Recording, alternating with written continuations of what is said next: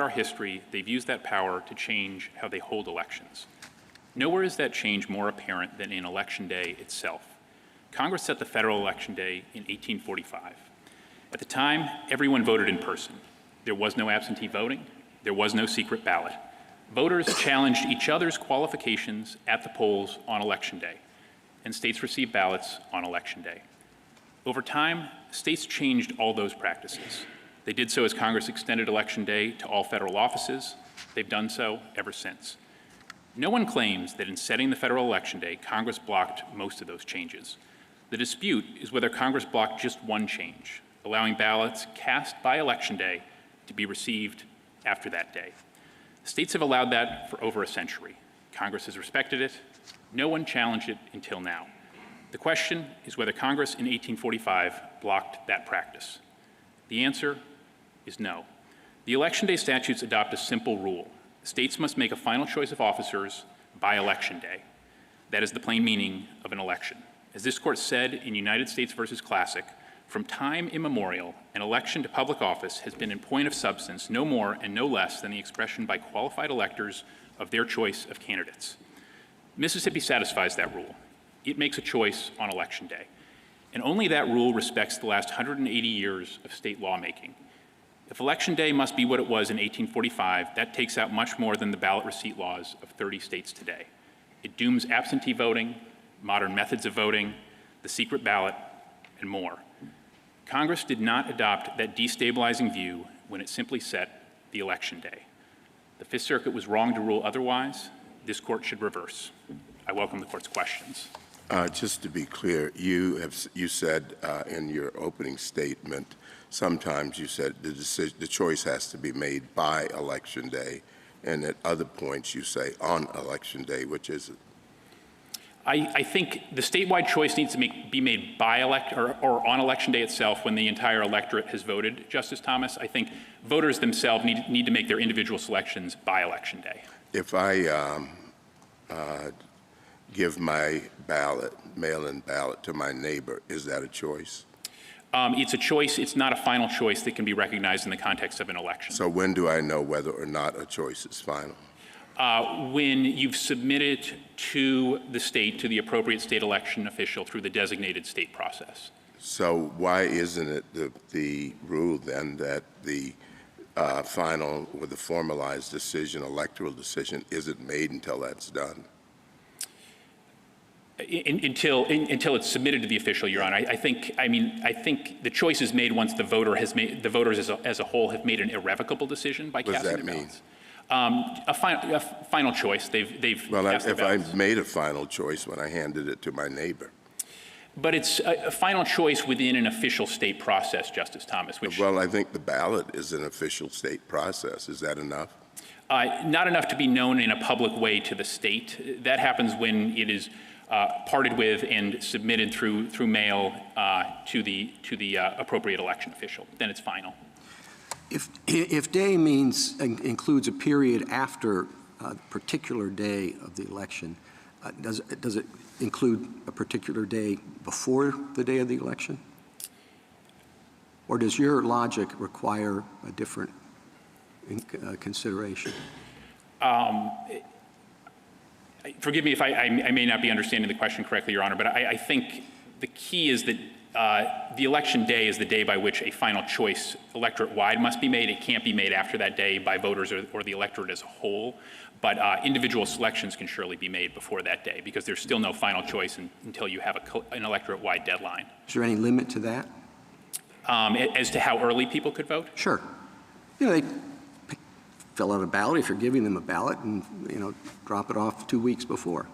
As far as the federal election day statutes are concerned, Your Honor, I don't think there is a limit to how early that could occur. I think you just need the day when the electorate as a whole needs to have chosen.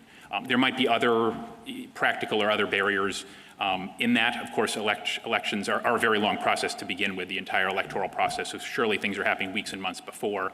But I think even a couple weeks before, even earlier than that in some cases, people are making individual selections. It's just election day itself is the day for the final collective choice. Counsel, I want to go back to your answers to Justice Thomas. So I understand that Mississippi's particular rule says that it has to be deposited in USPS or with a common carrier, but I don't understand why Mississippi's definition in the next case would preclude a state from adopting a law along the lines of the one that Justice Thomas is proposing.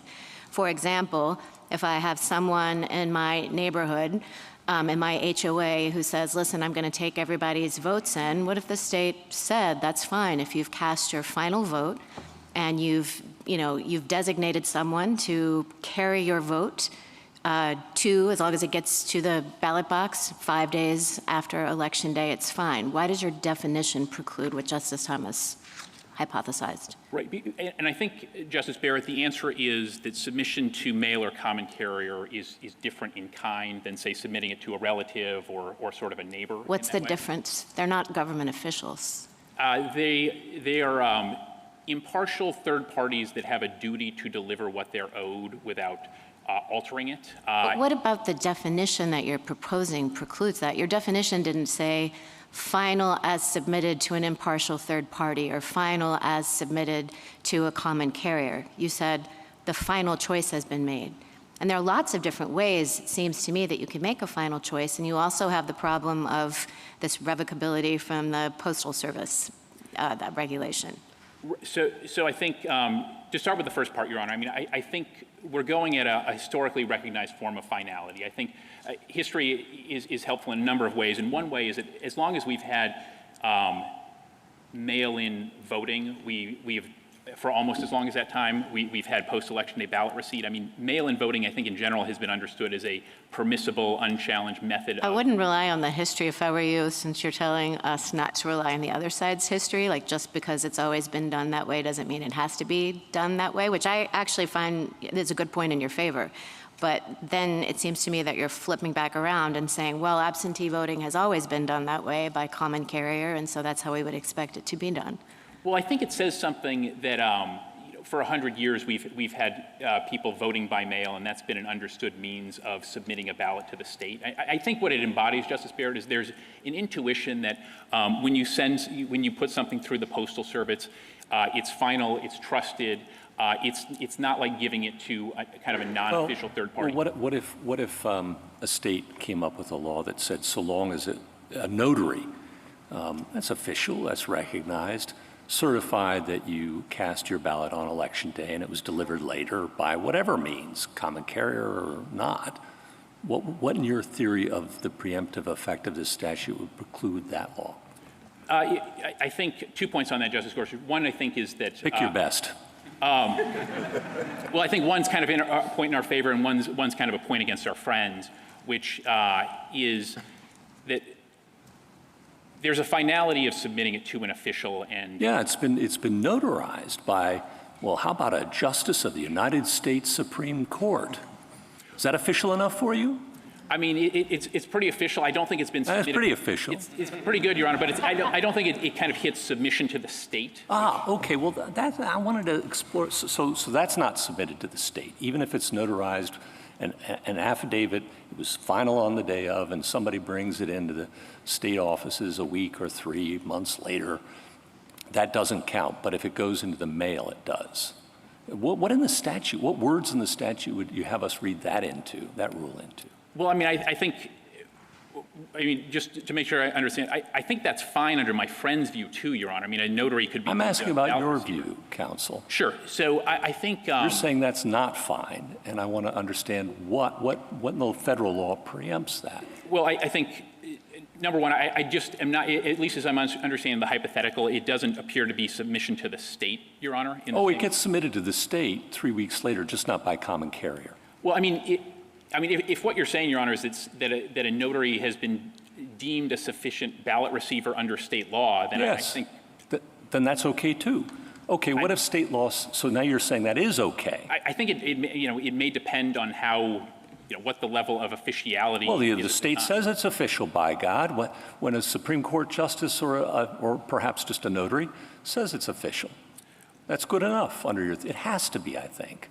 And if that's okay, why can't a state say, how about a time-stamped video showing that I voted on Election Day? Here I am filling out my ballot, and then my brother or maybe some aggregator of ballots brings it in a week or 3 later. And That's got to be okay too, doesn't it? I think it's still just, I keep coming back, Justice Gorsuch, to this pedigree of submitting it to a state. I mean, I think as a good example. Well, the state says that's official. State says that's fine. Ballot aggregators are great. And so long as it's a timestamp video or a notary or maybe a Supreme Court or who knows what, the librarian says you cast it on the day of the election, then we're good to go, right? I mean, I do still have some concern that it has not been submitted. Counsel, why are you fighting the premise? In the Civil War, at least 2 states permitted military officers who weren't sworn state officials. They were federal officials, but not sworn state officials, to accept the ballots and transmit it by mail to the state, okay? And that was in the Civil War, all right? Since 1918, we've had laws like Mississippi. By 1944, 8 of them. Since then, 12 more by 1886. And now half the states permit absentee ballots that are dropped in the mail, correct? No different than in the Civil War. We have no federal law that says that's not okay, for the state to designate someone by whom an official ballot has to be given by election day, correct? And if the state wants to make it a notary republic, if it wants to make it a military officer, if it wants to make it a Supreme Court justice, if it wants to make it anyone, as long as it's done by election day, that's what counts, correct? I mean, I think that's possible. We're not quite asking for that, Your Honor. I really don't. No, you don't, premise. because you're only defending this law, and this law is very consistent with what happened in the Civil War. It's very consistent what has happened for over 100 years. There's nothing in federal law that has prohibited it explicitly, correct? That's right, Your Honor. Well, right. Justice Sotomayor is asking you what I think she intends to be a friendly question, but maybe you want to think about whether you want to go that far. What if the state designates an official of the Republican Party or the Democratic Party who receives these ballots, collects ballots, and fills out an affidavit saying, I received all these and I will faithfully deliver them? Would that be okay? Well, I think it's actually okay under my friend's view, Your Honor. We're not making that ask. I mean, as far as my friend's view are concerned, so long as somebody's designated a ballot receiver, they can be fine. Party boss, party bagman, relative, any of those, so long as the state says you are a ballot receiver, that's fine. The only thing that apparently is not fine is U.S. Postal Service common carrier. And I think that is, a very odd way to read those statutes. Well, the Postal Service is not part of the state, and a common carrier isn't part of any government. That's right, Your Honor. But I mean, certainly, we all know the status of the U.S. Postal Service as a highly regulated government entity with certain obligations. Common carriers, in a very similar way, highly regulated with similar obligations. And they give, in both cases, they're imbued with a duty to deliver what they received. And in fact, a duty that's, I think, maybe a good example is the fact that the IRS accepts tax returns, which are obviously highly consequential documents with key timeliness requirements. The IRS accepts tax returns both through the mail and through common carriers. Well, you will accept ballots that are received within 5 days after Election Day. That what is, the date that's set as Election Day, right? That's right, Your Honor. And you have a variety of line drawing problems. So we've been exploring one.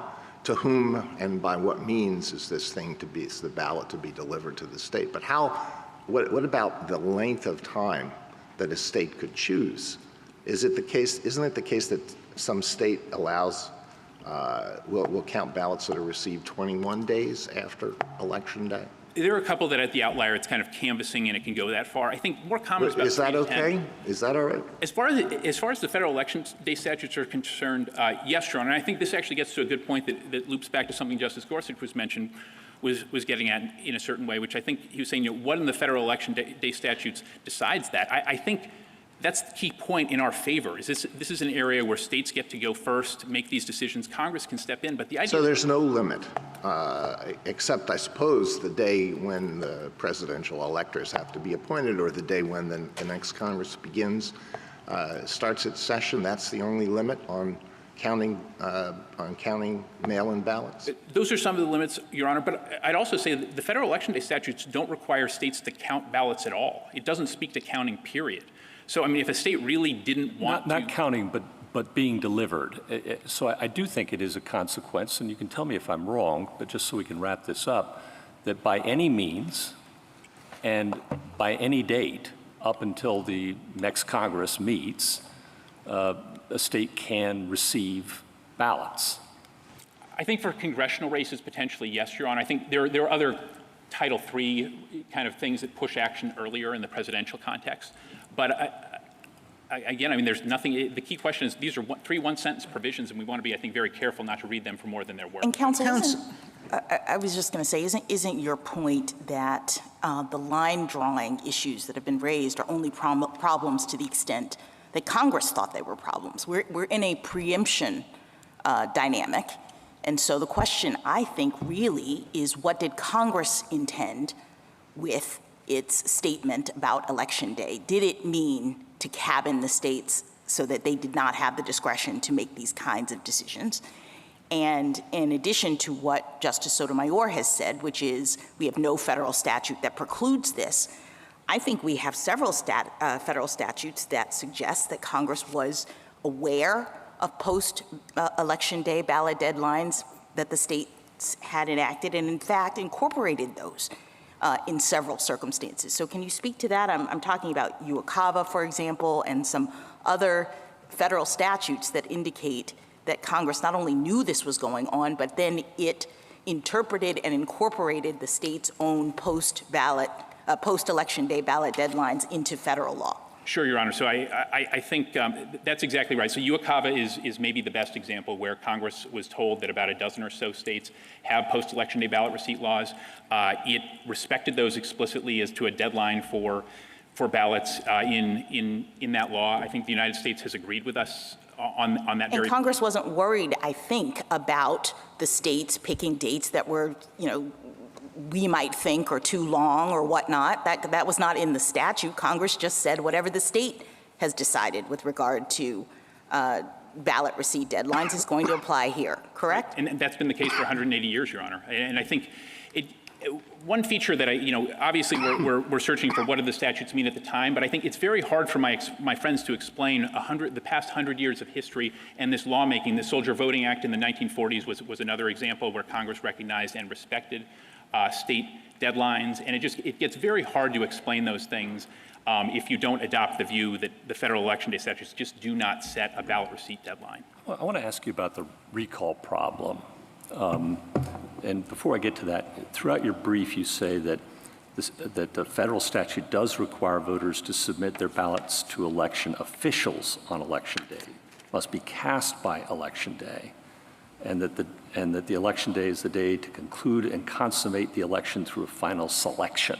You agree with all those statements in your brief? Yes. Okay. But at the same time, you say, actually, it doesn't have to be submitted to an election official. It just has to be submitted to a common carrier. And there's a contradiction there that I just want you to first address, and then I'll give you my hypothetical. Very good, Your Honor. I think when you put something in the mail, you're not, I think— That's not an election official. FedEx isn't an election official. Right, but the recipient certainly is the person who you're submitting it in the mail to. I mean, that is the recipient. Of course. And, right, Your Honor. And I think— You submit it to FedEx and they deliver it to the election official. But you say it has to be submitted to an election official throughout your brief, but then you say a common carrier is okay. And those two things don't add up.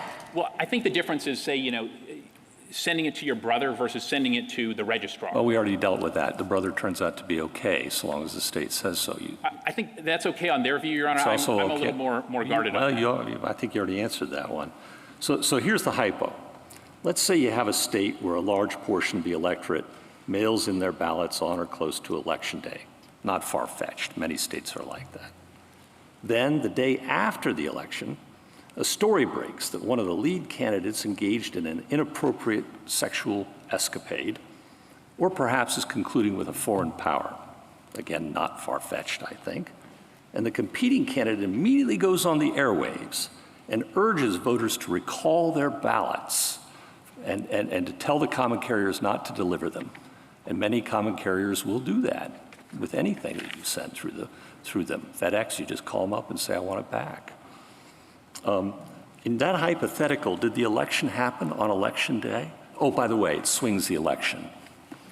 So the election did happen on Election Day, Justice Gorsuch. As we've explained, our ballot does not allow using mail recall, anything like that. When somebody submits their ballot by mail, just first deal with my hypothetical, and then I'll deal with your statute. Okay. The election happened on Election Day. Even though it changes the outcome. I mean, I think yes, it has to be your answer, doesn't it? I mean, yes, Your Honor. I want to be clear about All right. We are not agreeing that the outcome can be properly changed in that circumstance. Well, hold on. It did in my hypothetical. You can't change my hypothetical, counsel. And I'm just saying it's unlawful, Your Honor. I don't mean to disparage your hypothetical. I'm just saying that it's an unlawful circumstance because we don't allow ballot. Oh, in Mississippi. Okay, but that hypothetical could happen in another state, right?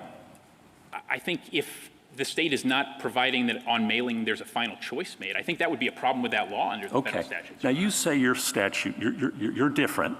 You admit my hypothetical could happen, but you say it can't happen in Mississippi because recall's not allowed. I couldn't find that anywhere in Mississippi law. In fact, what I did see was a statute that says that the Secretary of State can promulgate rules and regulations.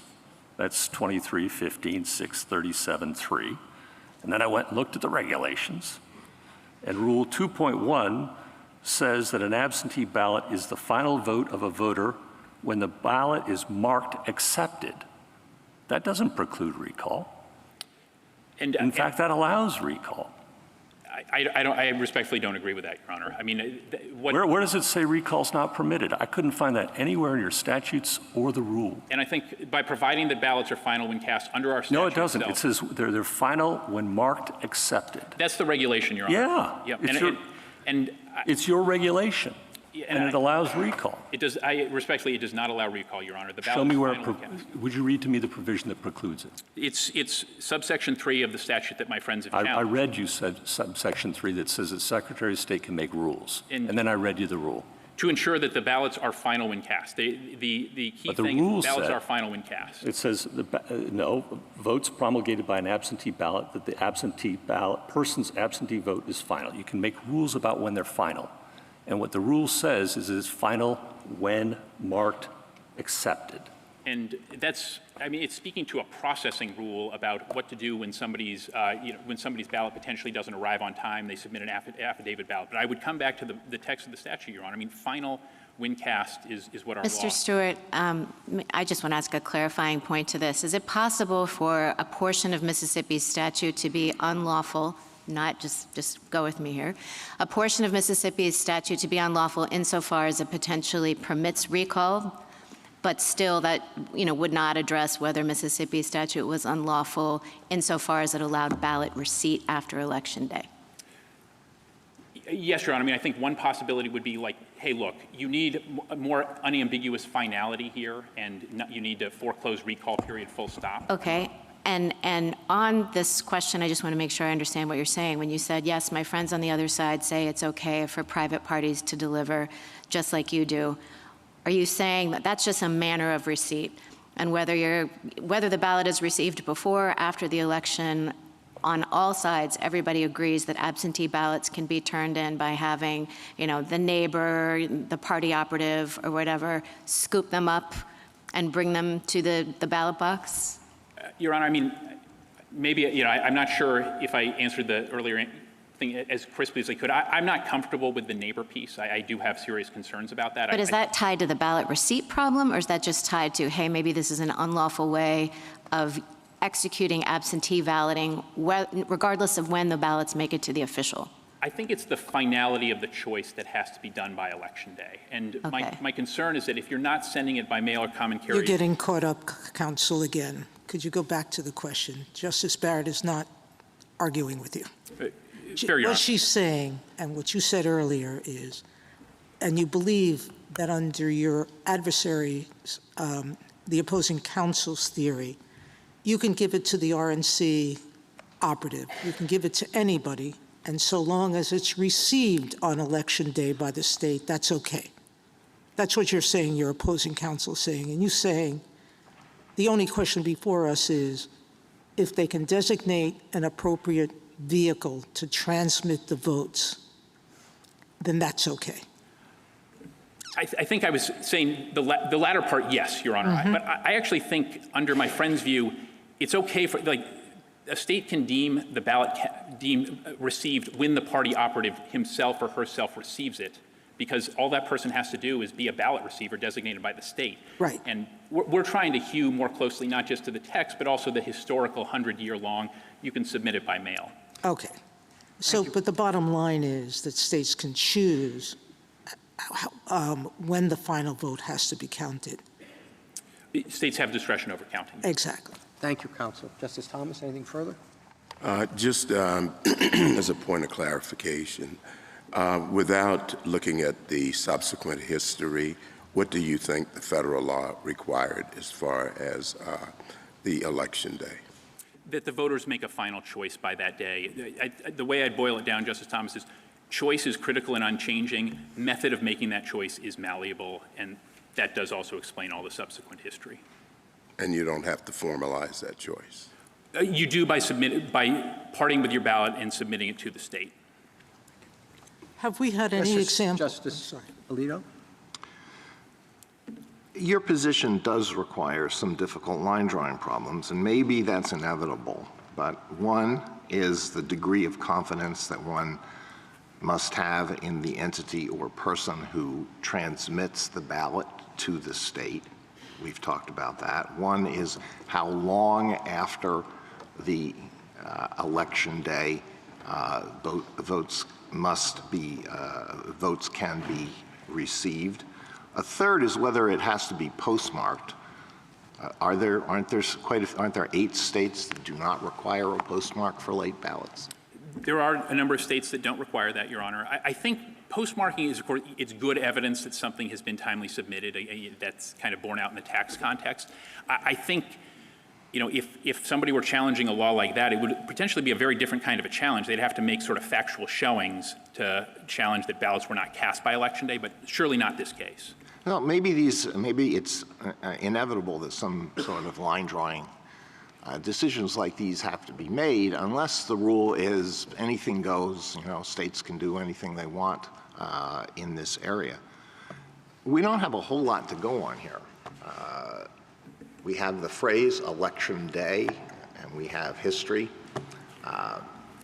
If we looked just at the phrase election day, what would we take from that? I think you've been saying we're moving in this direction. We don't have election day anymore. We have election month, or we have election months. I mean, the early voting can start a month before the election. The ballots can be received a month after the election. Well, I think the best way to read it, Your Honor, is that by setting Election Day, the Congress set the final choice day. And that's the key thing, final choice day. What Congress was concerned about at the time was some states making final choices, say, a month before other states were making final choices, and the distortions, the fraud, the risks that had. And when everybody's making a final choice on the same day, even if some individual choices are made before then, you're honoring the statutes. And I think, Justice Alito, you made this observation, not a lot to go on because the statutes are just there's not a lot of prolixity there. I think that's a point in favor of deference to the states. If Congress has not spoken to something, especially in this context where states are expressly empowered to regulate these things, that's a big point in favor of letting states continue to do so as they have for a century. Do you think it's legitimate for us to take into account Congress's Congress's passage of the Election Day statutes for the purpose of combating fraud or the appearance of fraud, and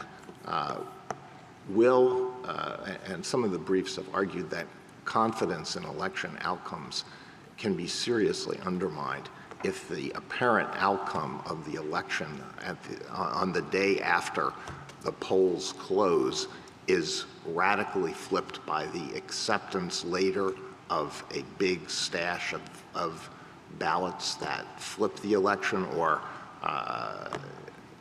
yeah. I think You got ballots that are delivered by somebody, by a neighbor, and they're received a month after the election, and they don't have postmarks.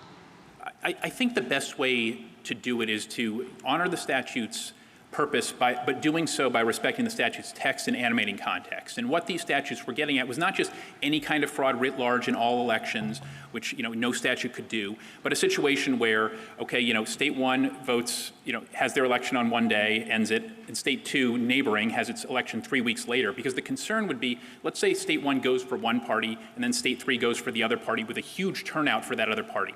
You could have potential fraud. People went across state lines and voted, or you could have the appearance of that sort of fraud, even if it didn't actually happen. Like people just said, oh my gosh, they voted for that person. Big turnout. So I think that's the kind of thing that animated those statutes. Whereas fraud writ large was not a good example. I do think it's notable that my friends with the United States, obviously they've sounded the anti-fraud theme. They haven't cited a single example of fraud from post-election day ballot receipt in a century. Thank you. I'll let my colleagues have a chance. Justice Sotomayor? Has there been any history of voter recall in the mails in Mississippi? You say the law doesn't permit it, but has there been any history of it? None that I've ever heard of, Your Honor. I mean, this isn't something that was raised until the appellate reply briefs, and nobody cited a single example in history of it. All right. And I understand Justice Alito's questions about the policy questions of what will create discomfort or not. But the Constitution vests the issue of elections in the states unless superseded by Congress, correct? That's right, Your Honor. So if there is a policy question to be had, the entities to decide that are the states and Congress, not the courts, correct? That's right, Your Honor. And absent a law in federal law that suggests that absentee ballots must be received by a certain time, there's no explicit requirement of that, correct? Right, Your Honor, or even implicit. And the implicit, we have the military acts that since World War II at least, and the Civil War, I should go back that far, have permitted absentee ballots to be received long past Election Day, correct? We have a very long history of that, Your Honor. Exactly. So the people who should decide this issue are not the courts, but Congress, correct? Right, Your Honor. I think the states and Congress. That's right, Your Honor. And as I was mentioning in my colloquy with, I believe, Justice Alito earlier, I mean, that's kind of the structure of our system. States go first. If Congress doesn't like it, it overrides. And as I think Justice Scalia said for the court in Arizona Intertribal, we respect what Congress said as far as it went, but no farther. And that's kind of the history of voting and election law in the country. One last question with respect to history. History is informative of what's been permitted by Congress, because what we're looking for is what understanding Congress had with respect to elections, correct? That's right, Your Honor. Yeah. All right. And it doesn't talk about the receipt of absentee ballots after elections at all. So we look to the history of whether Congress has accepted it, correct? I think that does help here, Your Honor. All right. But the attempt by some of the amici here to brutalize this inquiry and say that history tells us how elections must be held and on what date and when receipt can happen or not happen, why is that not an acceptable way to look at this? Well, I think the difference between Bruin and here, Your Honor, is that in Bruin, the court, the question at issue, whether a restriction on firearms is consistent with our historical tradition of firearm regulation, there's a rich history addressing precisely that issue, sometimes through analogy, but very much, Bruin itself, I believe, I want to say 40 pages of history just analyzing those things. We don't have anything like that, a rich history suggesting that Congress was even thinking about locking in Election Day ballot receipt or anything like it. It was addressing different things. Thank you, Counsel. Thank you, Your Honor. Mrs. Kagan? I guess, Mr. Stewart, your answers to Justice Sotomayor's questions leave me unsure about what you think about these appeals to history. You've said that there's not a lot of text here. I agree with that. I think that the way this case has been argued all around suggests that that's so. So, so then we're left with history, or are we left with history? You seem to appeal to history sometimes. Justice Barrett said this, but then repudiate the appeals to history at other times. And I guess I want to know what we're supposed to be doing when we're looking at this statute and deciding this question with respect to all this historical evidence, scant or not scant as it may be.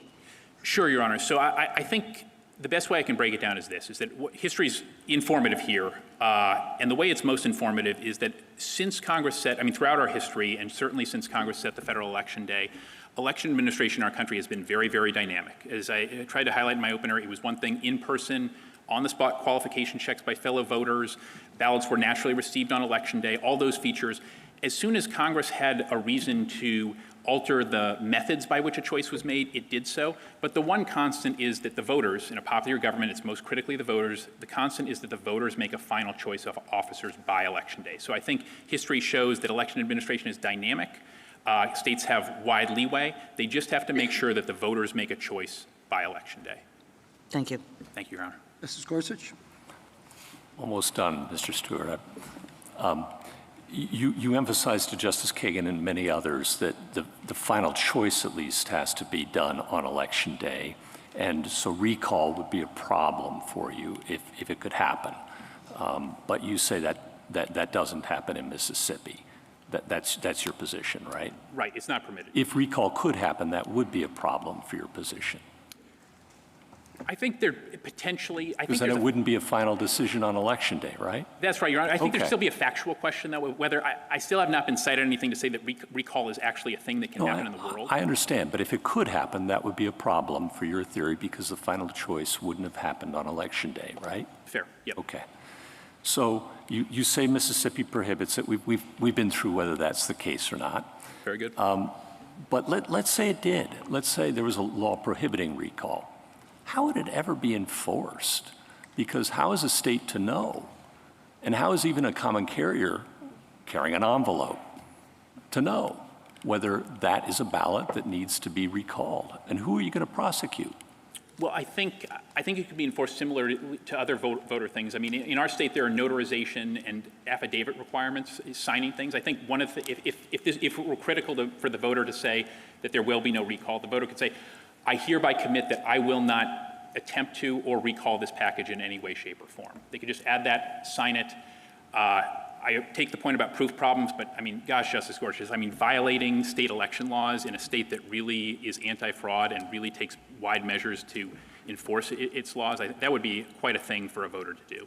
Well, in my hypothetical, which you say is unlikely, to swing an election and all of that on recall, but as soon, if history teaches anything, scant or not scant, it's that as soon as something's allowed, it will happen eventually, right? And so somebody, that my hypothetical happens, and everybody recalls it. Their ballots. I'm just not sure what recourse the state would have against people who violated its anti-recall law. I mean, if people are, say, recalling things through a common carrier, there's going to be some record that they recalled those things. A state. How's the state ever going to find out about it? I mean, I think the same way. You're going to go prosecute individuals? I mean, Your Honor, I'd say, like, if somebody is lying in an affidavit that they're not going to recall something, I mean, if people are doing that with impunity, we have quite a problem. But it is a problem that the state can address and enforce. I just don't know how they'd ever find out about it. I mean, I think. Obviously, some crimes are harder to find out and prosecute than others, Your Honor. But I think it's still, I mean, people can do things, try to like tamper with ballots, all that sort of thing. Okay. I think it's just still a matter of respecting the statute. Thank you. Thank you, Justice. Justice Kavanaugh? When did Mississippi switch to this method? 2020. In 2024, added common carriers. And why? It was first because of the pandemic. I don't know that there's necessarily an answerable why as to the 2024 one in a clear way. And the other side makes a point when we're looking at history, to the extent historical practice is relevant, that it only became widespread to allow it to be mailed by election day in more recent years, and that the predominant approach was to require receipt by election day throughout the historical practice you cite until very recently. How are we supposed to think about that? I mean, I think it's the same way to think about, I think the broader history of election law is when states have kind of seen a problem, they've adapted and adjusted, often in the direction of making sure that more votes can be counted. I mean, that was obviously a big thing when absentee voting started to become a prominent thing. You know, certainly we cared for much about our history of people showing up in person, but we realized that was very difficult from people away from home, and that we wanted to, kind of widen the tent and make it so that people could vote. And I think perhaps another realization, even though we've had UOCAVA for 40 years, Justice Kavanaugh, is that for military voters in particular, this is a perennial challenge about making sure that they can actually get their ballots in on time. I mean, that's perhaps why UOCAVA voters in particular are a very popular group for post-election day ballot receipt. Would you say that the states that require receipt by Election Day are disenfranchising voters? No, you're not. They're not, Your Honor. I mean, a reasonable ballot deadline does not do that. I would asterisk just there are the practical barriers for those overseas military voters. But for the citizens who are not within that class, you would not use the term disenfranchisement to say it has to be received by Election Day, November 3rd, rather than, I guess it would be 5 business days, November 10th. You would not use that term to describe that, correct? I would not. Correct, Your Honor.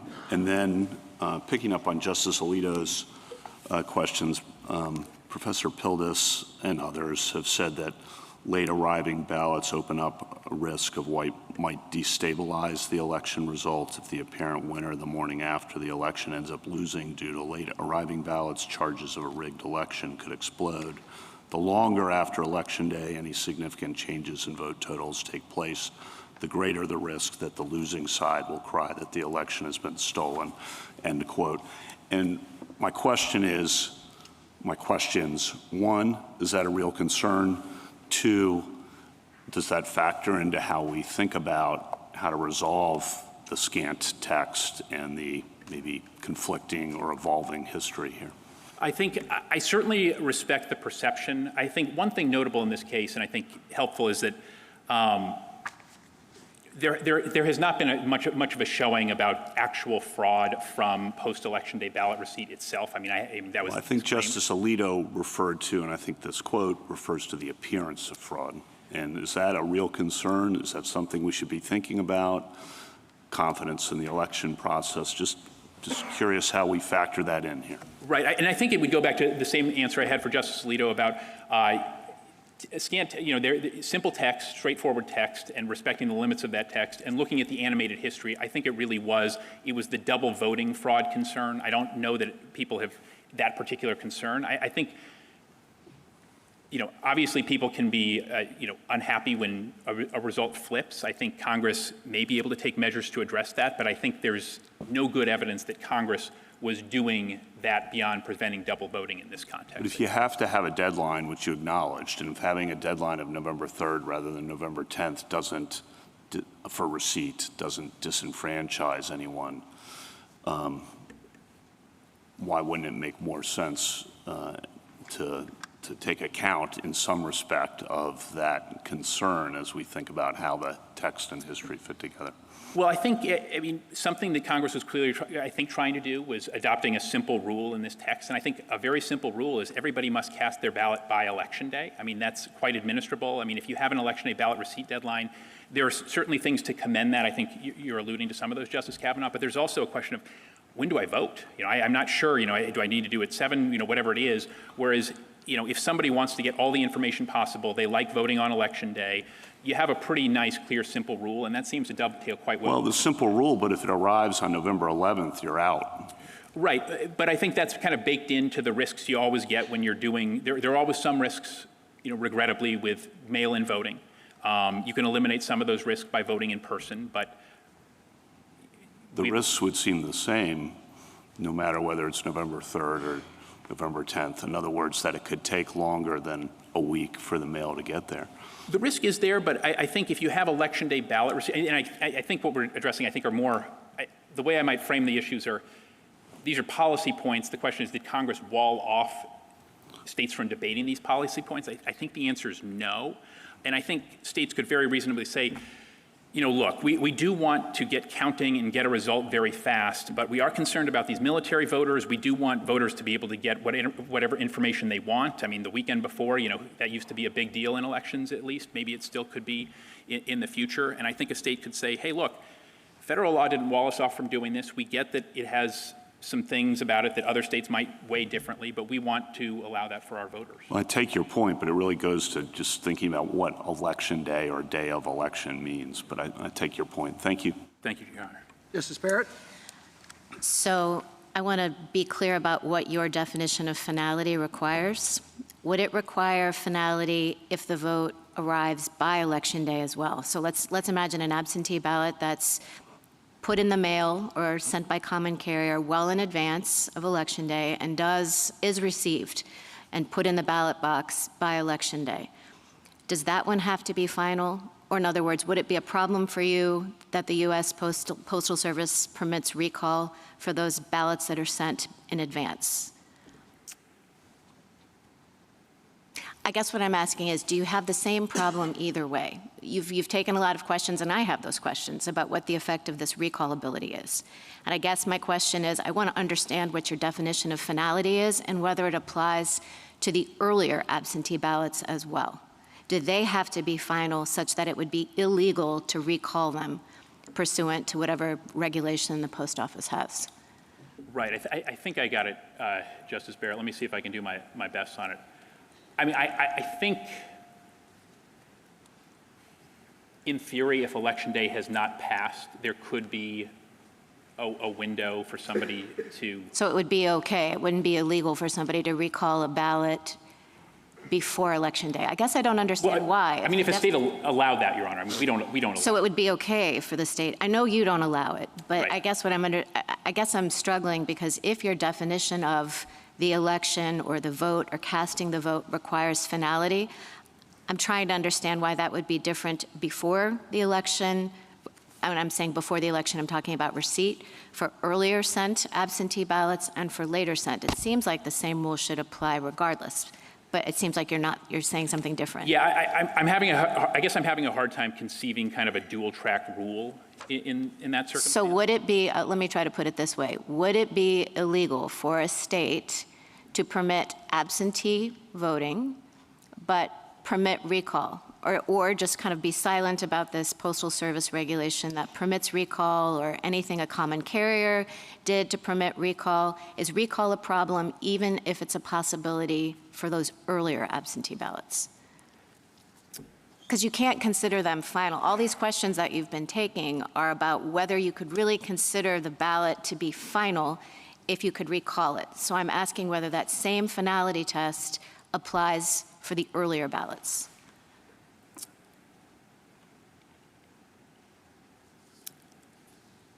And I'm not sure, Your Honor. I mean, I guess I just keep coming back to you can't recall or change your vote or make. And that's true no matter when you send it. I mean, certainly in our state, and I think that's right, Your Honor. But I mean, as a matter of the federal law, it just seems to me that your definition has to be consistent, and it sounds like you're changing it for the earlier absentee ballots and saying finality has some kind of different force for the later received absentee ballots. Right. Well, I think a state has to do whatever it would need to do to guarantee that on Election Day, all ballots, every cast vote is final and cannot be recalled. But it doesn't have to be final at the time it's sent. Because it's okay to recall it if you send it 2 weeks in advance and you change your mind. That's not a problem.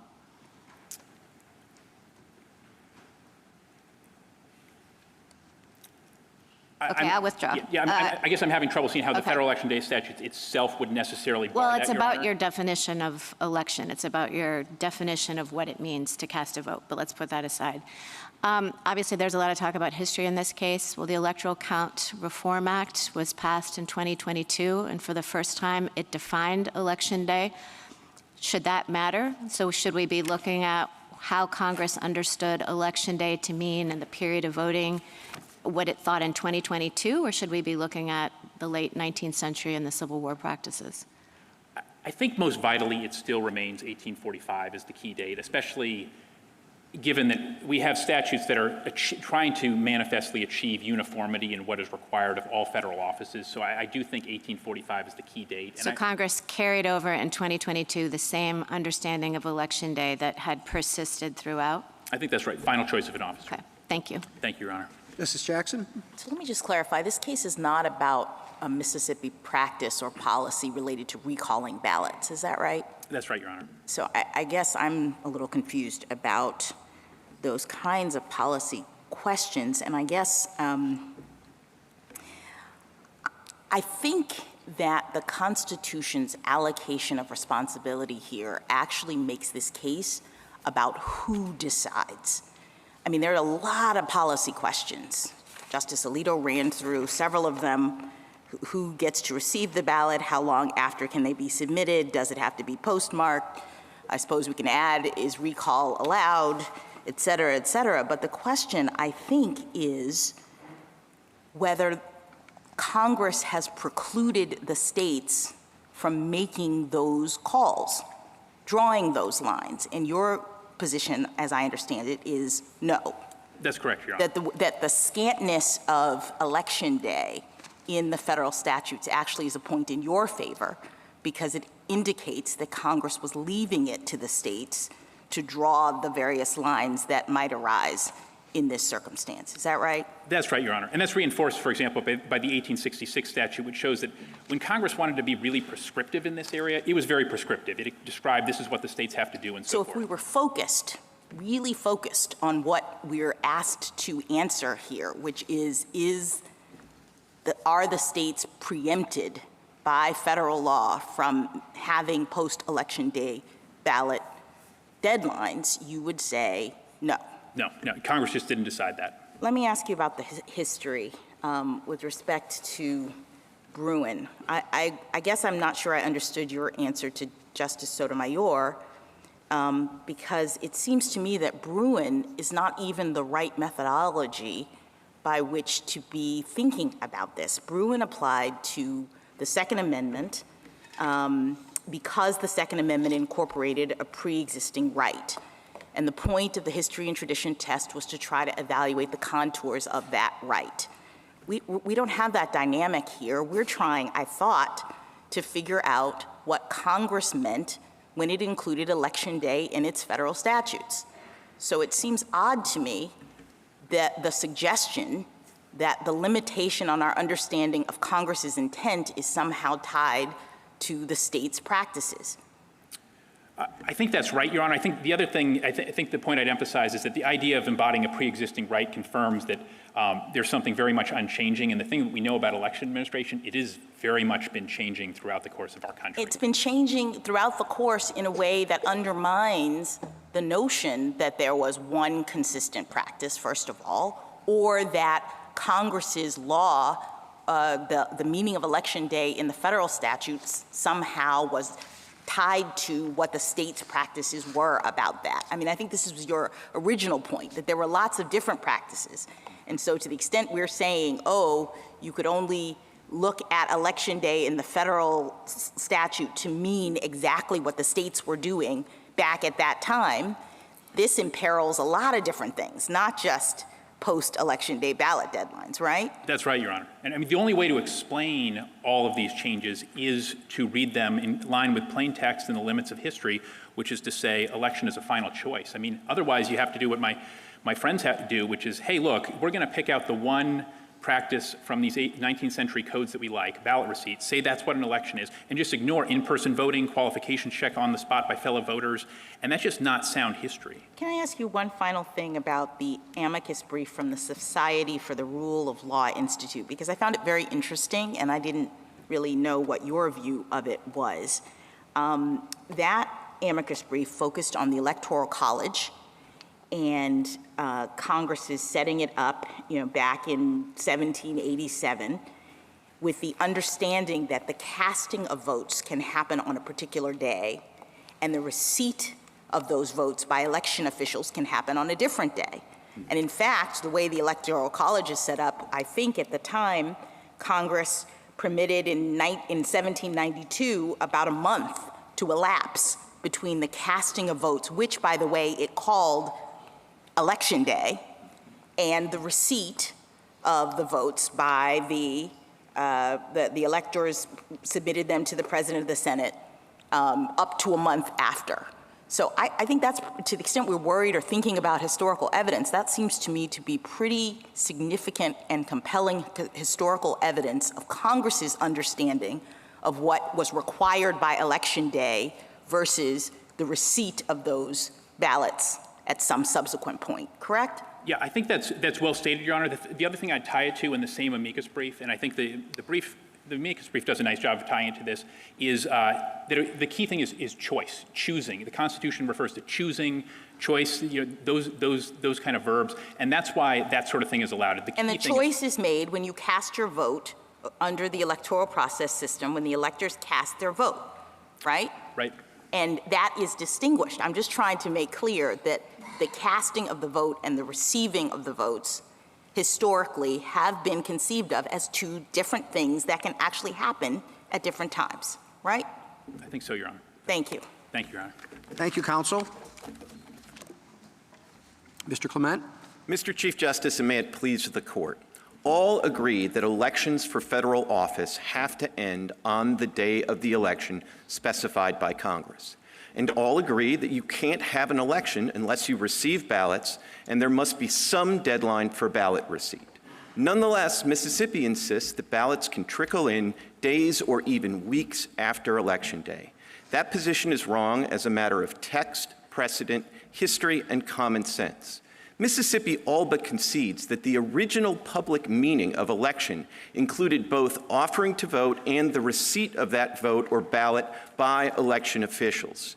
And of course, the key distinction between voting and an election is that an election involves the combined action of voters and election officials, as this court underscored in its decision against Foster against Love. And of course, Mississippi insists that at the time these statutes were passed, ballot receipt and the casting of the ballot were so inextricably intertwined, no one would have thought of one without the other.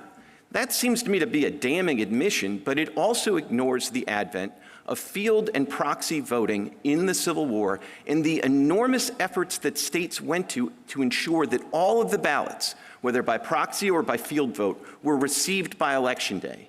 In the state's view, all of those Herculean efforts were for naught or were entirely gratuitous. Now, the state's position actually works even worse as a matter of common sense. If somebody in Gulfport the day after the election asks, is the election over? The common sense answer is, no, it's not. The ballots are still coming in. And if somebody asks who won, the truthful answer is, we don't know yet. The ballots are still coming in, and they may trickle in for weeks or months. And in fact, they may trickle in for weeks or months with or without a postmark in differing ways in differing states. That reality gives the lie to the idea that we have a uniform national election day. I welcome the court's questions. How would you define the day of election? I would say that the day of the election is it's the last day in which all the ballots are cast and they are received into official custody. So how would you treat early voting as compared to late reception of votes? So I would say, I think the best place to look for a treatment of early voting is the Kreisling decision by Judge Kleinfeld in the Ninth Circuit. Because after Foster against Love, there was a suggestion in Foster against Love that maybe early voting is a problem. He rejected that claim based on two things. One is the distinct history of early voting, and the second is the idea that was explicit in this court's decision in Foster against Love that Election Day is the date of consummation. So I would say, under our theory, early voting is permissible, largely because it has a different history and because of this idea that the Election Day is the date where the election is consummated. Would you spend a few more minutes on, or at least a little bit more time on, the voting during Civil War? There was some suggestion that that's an example of late reception of votes. And I think in your intro, and was my thinking, that it was not, that proxy voting was a way to make sure that the vote occurred on Election Day as opposed to afterwards. Well, not surprisingly, Justice Thomas, you were exactly right. So proxy voting is the thing that happened in the Civil War that is most analogous to absentee voting. And the thing that is most striking is I think 5 states had proxy voting. Every one of those 5 states required the votes, the ballots, to be received by election officials back home by Election Day. Now, that's an incredibly inconvenient thing that was done in the Civil War to ensure the ballots were received by Election Day.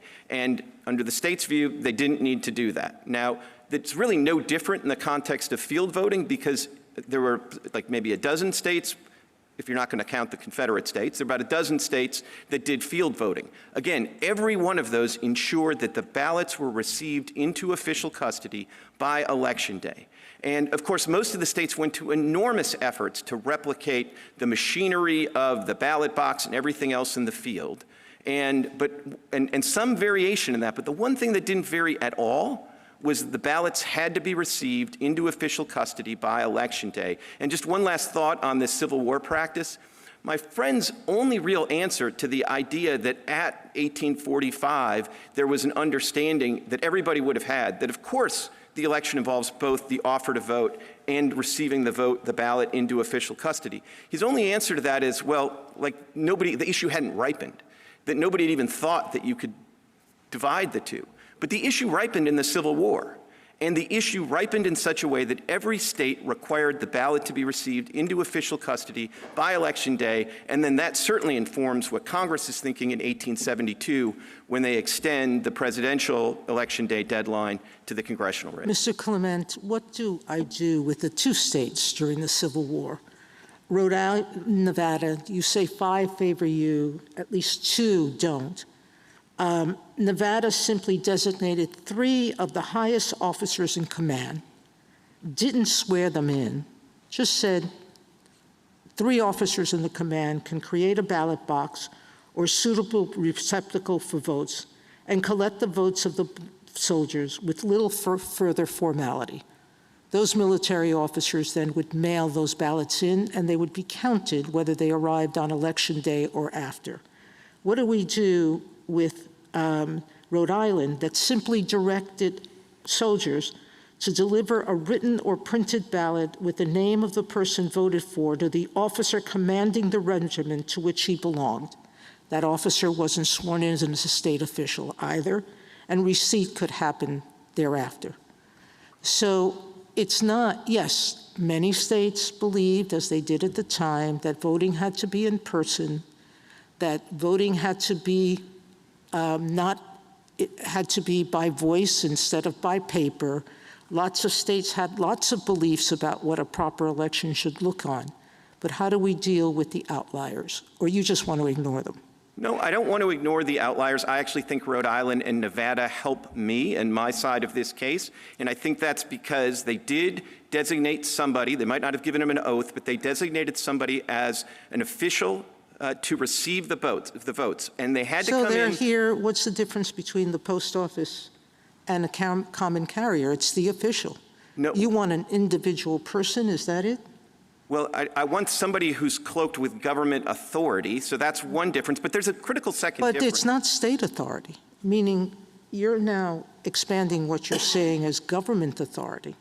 So what I would say is it was government authority, and I would say that my understanding of the history is that all those federal officers voluntarily accepted the responsibility, whether they took an oath or not. And I think so could a neighbor, and so could anybody else. I'm not moved. The point is that it permitted someone else to deliver the item, a final cast vote, to deliver it and be received after. Under your theory of this case, and I think you and the government disagree on this, you believe that absentee voting by the military and overseas voters, the various laws, that federal laws under which states have proceeded with respect to those votes are illegal? No, or they're not saying what everybody has understood them to say, that states can accept absentee ballots after the election? So military and overseas ballots? I don't think any vote is unlawful. Let me try to address how I think you would reconcile UOCAVA with the election day statutes. And to start, I think it's important to recognize that UOCAVA is not limited to the federal general election. So UOCAVA applies to primary elections, to runoff elections and special elections, and federal general elections. The election day statutes only apply to the general federal election. So the way I would reconcile the two is to say that all the references in UOCAVA to state deadlines are perfectly fine, not preempted at all, not displaced at all, not even anomalous with respect to the primaries, the runoffs, and the special elections. Then the court has a job to do in the federal general election as to say, like, kind of which is the specific, which is the general. I think the more logical way to do it would be to say that with the understanding in this court, if you decide in our favor, that for the federal general election, the ballots have to be in by election day, I would say— Maybe we should have another precedent now, because wasn't it in Florida that they were counting military votes after receipt? So with all due respect, that is the reddest of red herrings, because what happened in the 2000 election in Florida is that pursuant to a consent decree that was entered by a federal court because Florida was violating the principal provision of UOCAVA, which says you have to give the absentee ballots to the overseas voters 45 days in advance. Because Florida was violating that, there had to be a consent decree to create a remedy that was not provided There, under— what happened was that the judge made up the deadline, not the state. But I wanted to— how do you deal with the Soldier Voting Act in 1942 that permitted ballots for the extension of absentee ballots? So the 1942 Act, at least as I understand it, again, is not addressed solely to general elections. And then with respect to general elections, it says that the military special SVA or whatever it was, the special military ballot, had to come in on by the time the polls closed on election day. So I actually think the 1942 Act is fully supportive of our position here. So the DOJ has been acting illegally when it has sued states for not following the act, the UOCAVA. No, again, remember that the UOCAVA's principal protection is the provision— this is in 302 of the Act, not 303 and 304, but the 302 Act provision that says that you have to get the ballots to overseas voters 45 days in advance of the election. And interestingly, in the single most important provision in UOCAVA, it ties the deadline to the date of the election. So what do we do with Congress saying process in the manner provided by law for absentee ballots in the states involved? That's UOCAVA. And that at the time the hearings were being held on it, 12 states were identified as counting absentee ballots after Election Day. So it just ignored it and decided it was going to exempt out a little part of it, but not everything. With respect, Justice Sotomayor, that's why you have to remember that UOCAVA is not focused only on the federal general election, which is the only thing where Congress has specified a federal deadline. But so it makes perfect sense. But does that help you or hurt you, the fact that it is broader? I mean, it's broader in the way that you describe. It applies to all of these different elections, but it doesn't make the distinction that you are making. It says with respect to all of them, state absentee ballot deadlines should apply. You're encouraging us to treat the general election differently because you interpret Election Day with respect to the general election statute to have a defined time as of Election Day, but that is not what this statute appears to be doing. So I think it helps us, and I think it helps us because to the extent you're concerned with those references to state election deadlines, they're inevitable. If Congress is going to address anything other than the general federal election, it has to refer to the state deadlines for receiving ballots because there are no federal deadlines for any election other than the federal general election. If that's true, Mr. Clement, you would think that Congress would say, you know, with respect to the deadlines, that there's no separate federal requirement, X rule. And with respect to the deadlines that there is a federal requirement, Y rule. But it doesn't do anything like that. It treats them all of a piece. And we know that for many of these elections, states were setting their own deadlines, and Congress, in passing these statutes, didn't suggest any kind of distinction between those elections and these elections. So, Justice Kagan, as with almost every statutory question that comes to this court, Congress could have made it easier. They could have done all that, and they didn't. And I think you just have to reconcile. But so what do we take from that? I mean, it seems what they took from that is that they thought that this state function of setting ballot receipt deadlines was something that was a state function. And that's what they took from it. And so they wrote the statutes this way, where with respect to all elections, the states were setting their own receipt deadlines. So I don't see that in the text. That doesn't seem even logical to me. I wouldn't think the one place we were going to especially defer to the states with respect to the federal general election deadline is with overseas and military voters, where the interests of the federal government are probably paramount. But I just want to be clear about this. If you read the statutes different and want to reconcile them the way that the SG does, we have no objection to that. We just think the better way to read these two statutes is to reconcile them than the way that we do. And that would have one benefit, which is don't forget that in at least 20 states, they take the election day ballot receipt deadline seriously. So if you simply say in this case that election day ballot receipt deadline is true of all 50 states, then every overseas voters, every military voter is going to be treated the same. And they'll still have 45 days to get their ballot in.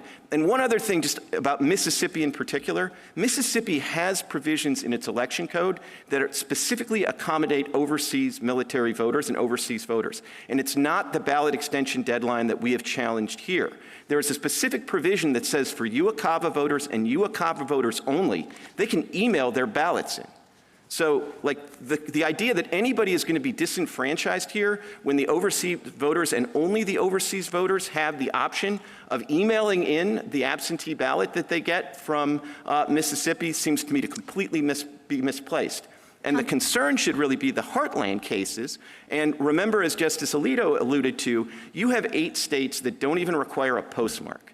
And there is nothing in Mississippi's theory that turns on the existence or the non-existence of a postmark. And that's probably a good thing because the Post Service has made clear that they don't even postmark all of the mail. And postmarks have their own problems. I mean, the main mailbox, post office in Chicago stays open 24/7. So when all the other polls close in Illinois or every other state at 8 p.m., the post office is still open till midnight. Now, I'm not here to say that there could ever be voting fraud in Chicago, but the possibility that there's a 4-hour window where people could go get their ballots, absentee ballots postmarked after all of the returns are in, and they know that, oh, this is the election where these things could turn the result, that does not seem entirely So is your Can argument that we... Can I ask you a question about the offer to vote and the vote? So historically, it seems like the offer to vote was then you had to adjudicate the voters' qualifications, and then if the qualifications were met, then the official received the vote, and then it was put into the ballot box. And as I understand it, Mississippi still has sort of a similar system because they have to adjudicate voter qualifications as well as accept the vote. So you sometimes say, you and the United States, when the ballot box closes, and you sometimes say receipt. Are those two different things, and do the voters' qualifications have to be adjudicated by Election Day as well? I don't think they're exactly the same thing. I mean, in some sense, I think the ballot box closing is a nice kind of common sense capture for the idea that the election ends on Election Day.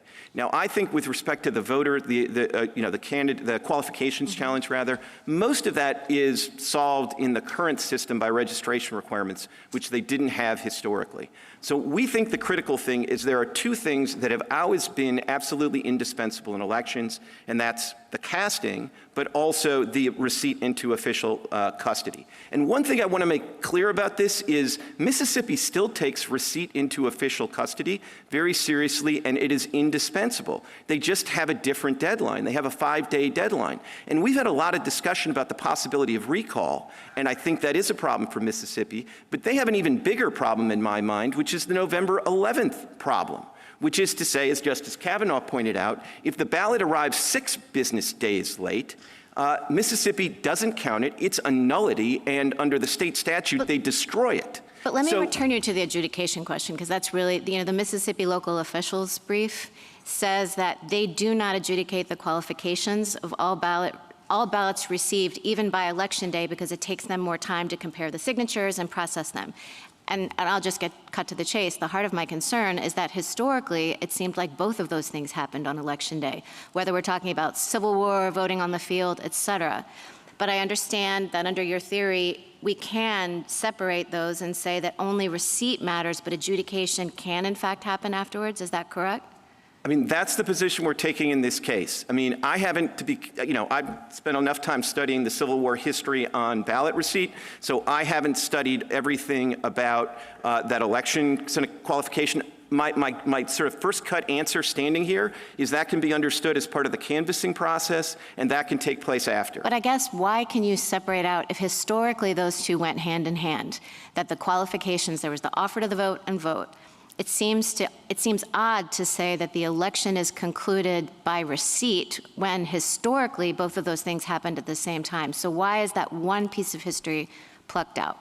So two things. One, maybe I have another challenge that I haven't thought of, so I don't want to utterly foreclose that. But the reason I'm focused on ballot receipt is A, it's what's directly at issue here, but also B, it's the thing that to this day every state considers indispensable. No state, Washington is the one that lets 21 days go by, but no state says that you don't have to have a ballot receipt deadline at all. And under Mississippi law, it's not, despite what they want to tell you, the ballot is not final when it's submitted. The ballot is final when it's received by election officials within 5 days. And you can have all the certifications that this was before Election Day and I have it notarized, and if it comes in on the 6th business day, this is the November 11th problem. What the state does is they treat it as a nullity, and under the state statute, they direct it to be destroyed. So the ballot doesn't become final just when it's submitted. The ballot becomes final when it is submitted, and under Mississippi law, it is received into official custody by the registrar within 5 business days. That's finality under Mississippi law, and our humble submission is finality should take place on Election Day. Thank you, Counsel. Justice Thomas, anything further? Justice Alito? We have lots of phrases that involve 2 words, the second of which is day. Labor Day, Memorial Day, George Washington's birthday, Independence Day, birthday, and Election Day. And they're all particular days. So if we start with that, if I have nothing more to look at than the phrase Election Day, I think this is the day in which everything is going to take place, or almost everything. And then we have 3 points in time, 1844, 1872, 1914. And we can ask, what would people have thought on those days is meant by this phrase, Election Day? Which of those should we choose? Which of those dates should we choose? Well, I think you could choose any of the 3. I mean, honestly, I think the single best one, if you're just going to choose one, is 1872. And the reason I say that is because 1914 is the latest in time, but that's the one that Congress gave the least thought to because it was right after the 17th Amendment. And they just said, yeah, whatever the rule is for the House of Representatives, we'll use that for the Senate. Okay, so in 1872, someone sees Election Day, and maybe they start with the idea, okay, it's a particular day, and then they say, but I remember the Civil War. And a big exception was made. There were different practices in the Civil War. It wasn't everybody going to a particular polling place and voting. So what then can we take from that? Should we just take from that, well, this was an incredible national emergency where extraordinary measures had to be taken. What should we take from that? What would an ordinary person have thought Election Day meant in 1872? I think they would have said that's the day by which, at a bare minimum, the ballots have to be cast and received into official custody. And I think they would have, to the extent they were thinking about the Civil War history, I think the thing that would have impressed them is that even at a time of great national emergency, every one of the states insisted that the ballots be received into official custody by Election Day, whether by proxy or by field voting. Nobody said, well, it's a civil war. Let's give them a month. Nobody said that. And people literally went into harm's way in order to do field voting, and they all did it by Election Day. That seems to me to powerfully reinforce the idea that in 1872, if you told anybody, hey, all this means is you got to cast your ballot, but the state can receive it for up to 21 days later with or without a postmark, I think they would have thought that you were talking about a different country. Well, let's take the last of the days, 1914. My understanding is that Maryland departed from your position a couple of years after that. Did anybody say at that time, wow, Maryland is violating the Election Day statute? I mean, I don't know that they did in 1918. I don't know all the details of that. I think actually the first couple of these statutes that my friends try to count really are something different, which is they really allowed you to sort of vote in one district by Election Day and then have that election official give it to another election official. So I don't think some of those count.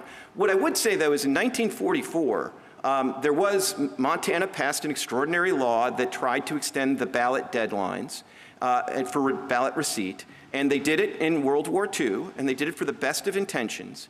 And in the Maddox case, which the parties cite in the briefs, it's this kind of extraordinary case where the Republican Party and the Democratic Party of Montana both joined forces to go to the Montana Supreme Court and said, is this law lawful? And the Montana Supreme Court said it's not lawful, it violates state law, but they also said it violates the federal law specifying Election Day. Okay, thank you. Justice Sotomayor? But the rule of decision was based on state law in Maddox. What is it? I disagree. I mean, you can all read it for yourself. I mean, I know my friends on the other side say that. I've read the case like seven times. In D.C., I vote by going to a ballot box that's on the city streets, all over the city streets. Is that receipt by a state official? I just go to the ballot box, it's locked. I don't know and don't remember if it's time-stamped or not. But the city, I don't even know if it picks it up before Election Day. It certainly picks it up at some point. Is that legal under your theory? I think that's compliant with the federal election. Why? There's no state official who has received it. A ballot box has received it. It's official state custody, and I think it's important to remember that when ballots come into official state custody, and this is true under Mississippi law as well, at that point the state treats it very seriously and establishes a chain of custody. I mean, if you want to look at in the petition appendix at Mississippi statutes, the provision so that we're different.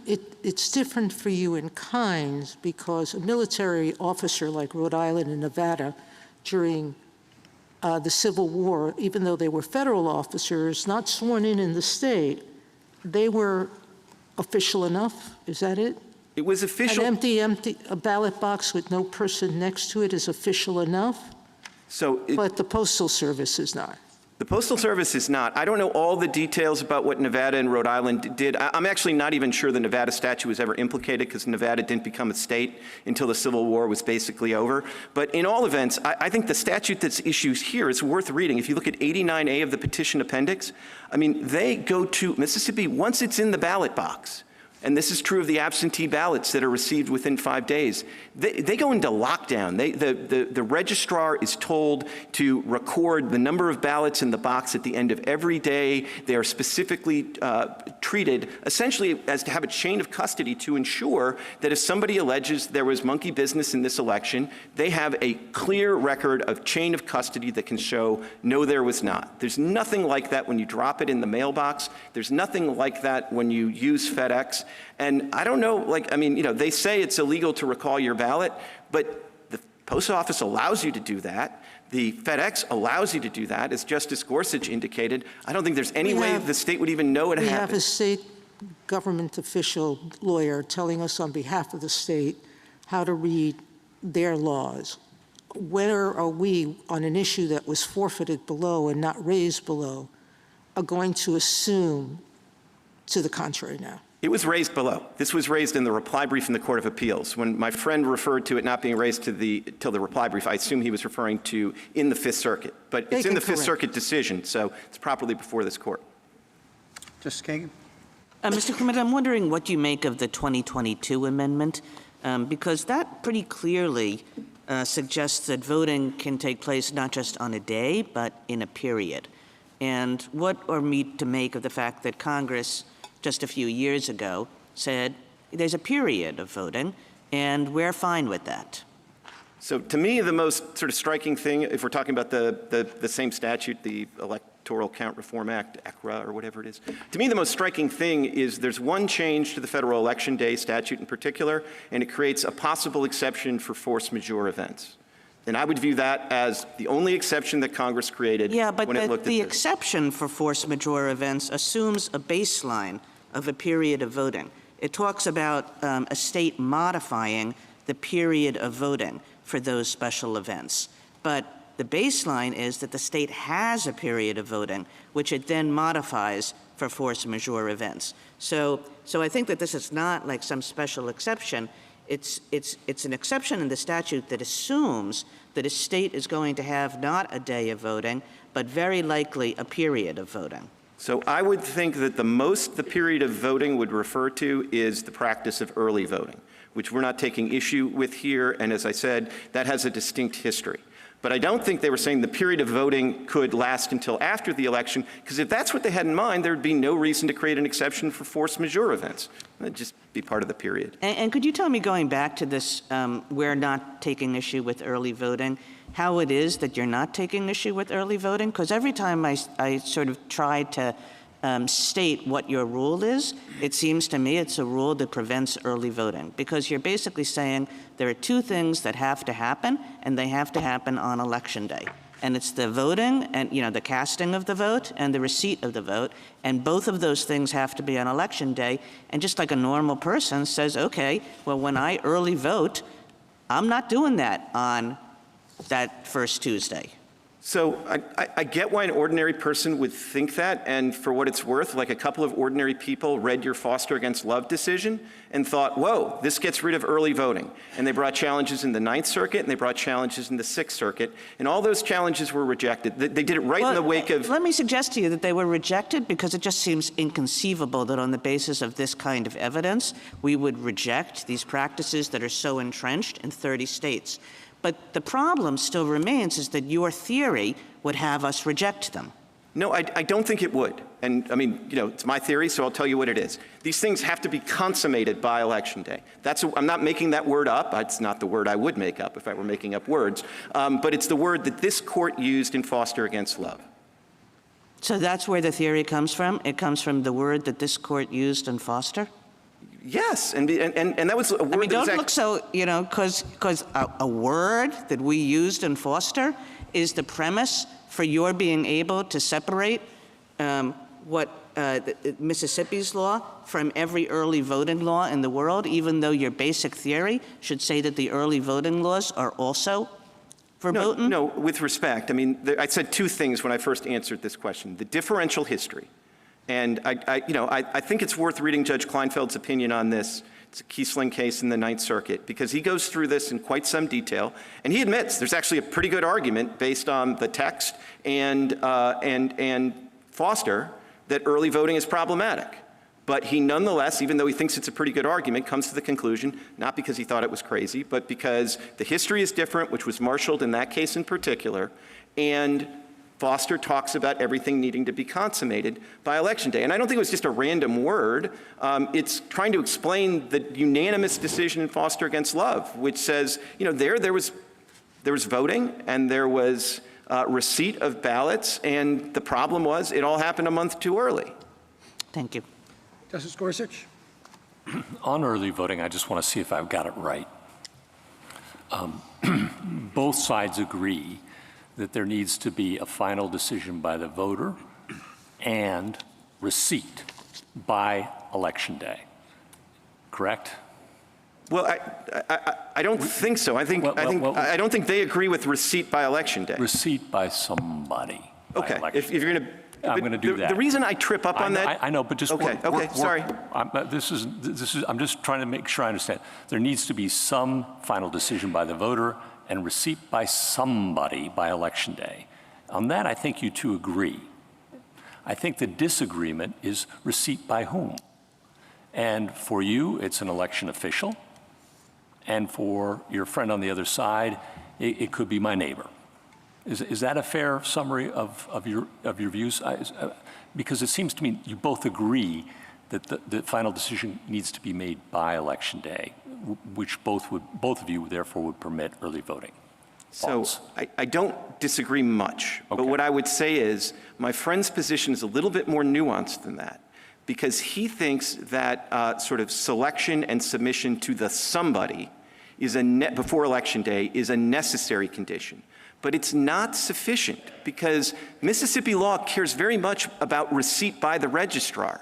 And if the vote is submitted to the somebody before Election Day, but it's not received by the registrar until the 6th day, it's a nullity. So that's just the subtlety that I wanted to add. No, I appreciate that, because at least as I read Mississippi law, you're right, that it isn't accepted until an election official marks it accepted. That's its own rule. But it seems to be running away from that here by saying, at least as I'm understanding it, I might be misunderstanding it, but at least as I understand it, because they're saying, no, once it goes into FedEx or to my neighbor or whomever, it's received effectively on Election Day. See, I don't think they've quite gone that far, because, they can try to quibble about the sort of receipt rule in the reg, but the statute itself absolutely requires receipt by the registrar within 5 days. Yeah. And then the statute itself goes on to say that if it's not received by the registrar within 5 days, even though it was submitted, even though it went to FedEx, it's a nullity, and it must be destroyed. I mean, Mississippi takes receipt deadline so seriously that if you miss their receipt deadline, your ballot is destroyed. If we were to rule against you, is there anything that would limit states from allowing receipt by election officials up until the day of the next Congress? The slippery slope problem on the other side, I don't think there's anything that would stop that.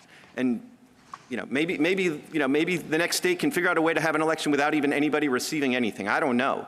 But that seems to me to be a large reason for why Election Day should mean Election Day, and election should mean casting and receipt into official custody, to stop that slippery slope. On time. And how about means? Do you see any principled way we could draw a line on means and say, okay, common carriers are different than Bob? See, I think it's tricky, especially because all of these statutes purport to be time regulations, not manner regulations.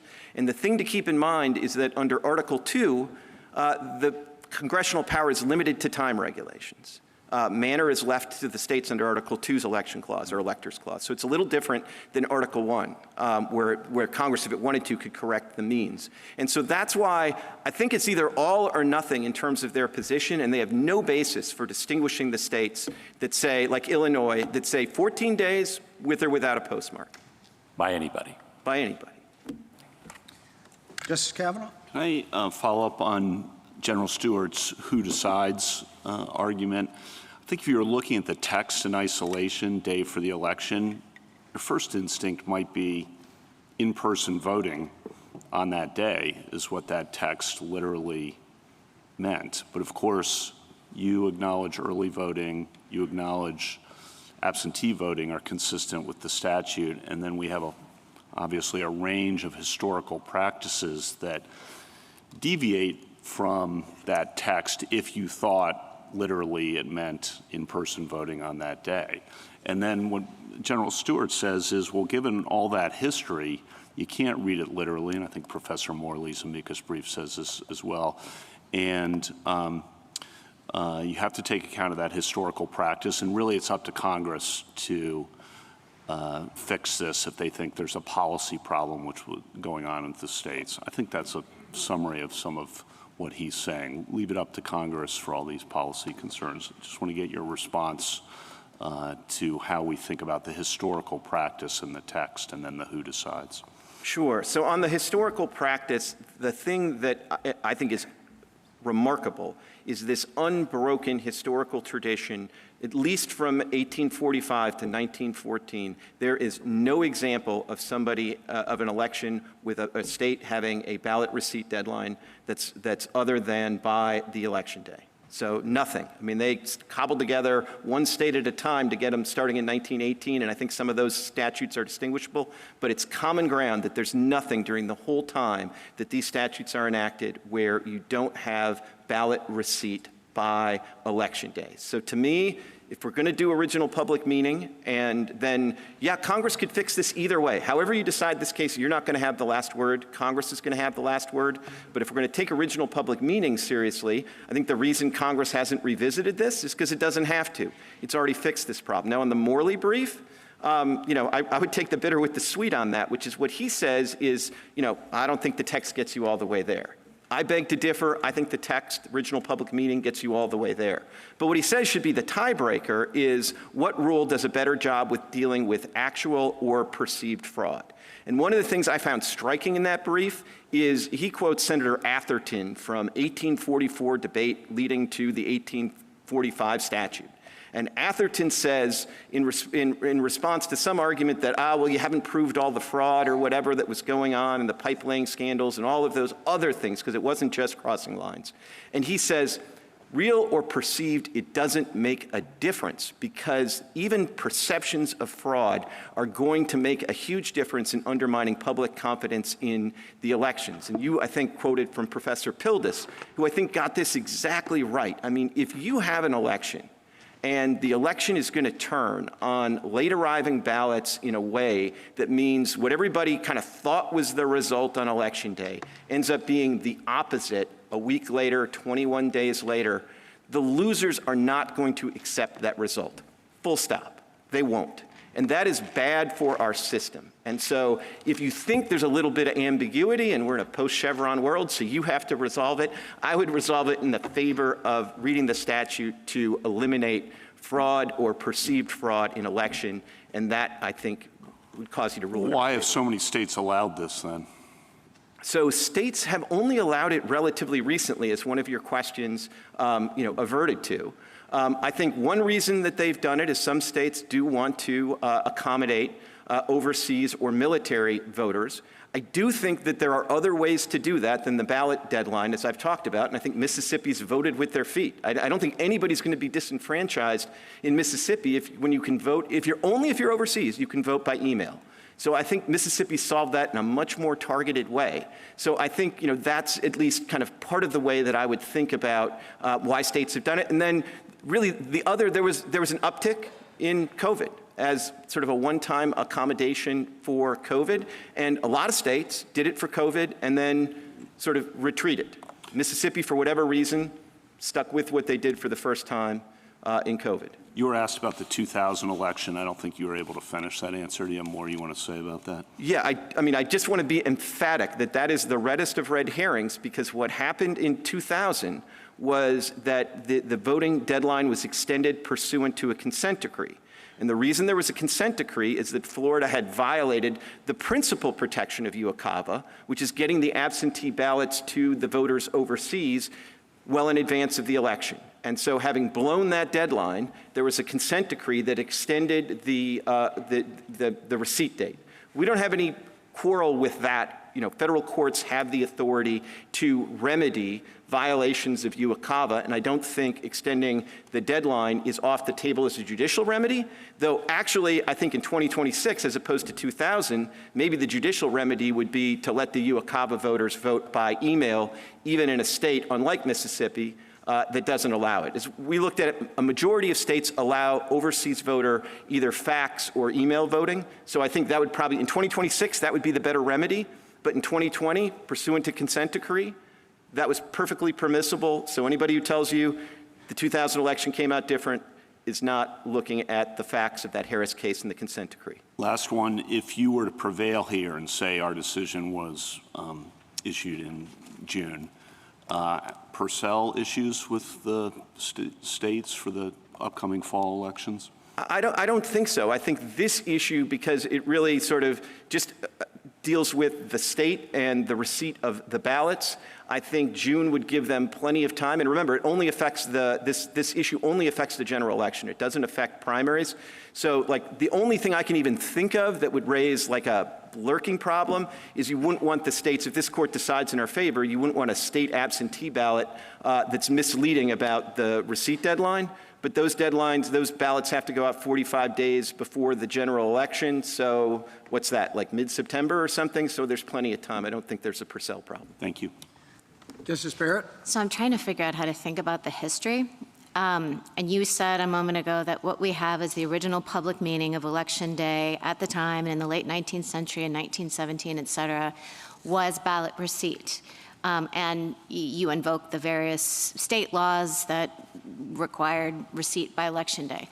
But we don't have, to my knowledge, so this is what I want you to correct me if I'm wrong, a rich history of original public meaning in the way that we often think of it, of people saying or expressing views that, yes, this is what it means to elect. This is what Election Day means. Stripped down to its essence, it means the taking of the ballot into official custody. What we have is state practices. I think there are a lot of really good policy reasons to require, and we've talked about some of those this morning, lots of good policy reasons to require all the ballots to be in by Election Day.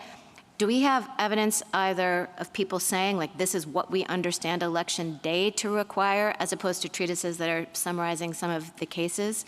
And is there any reason to think that these laws were adopted because of a concern about preemption by federal law, as opposed to just, this is a really good policy, this is how elections should run?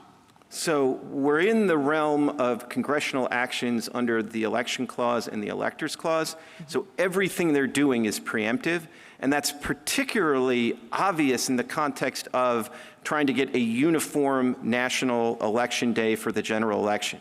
So I think we're like in the absolute epicenter of intertribal here, because not only is it like sort of preemptive by its very nature, but it's Congress trying to create uniformity across state lines. So it was, Congress was sort of appalled by what had happened with the staggered deadlines and disparate deadlines in the states.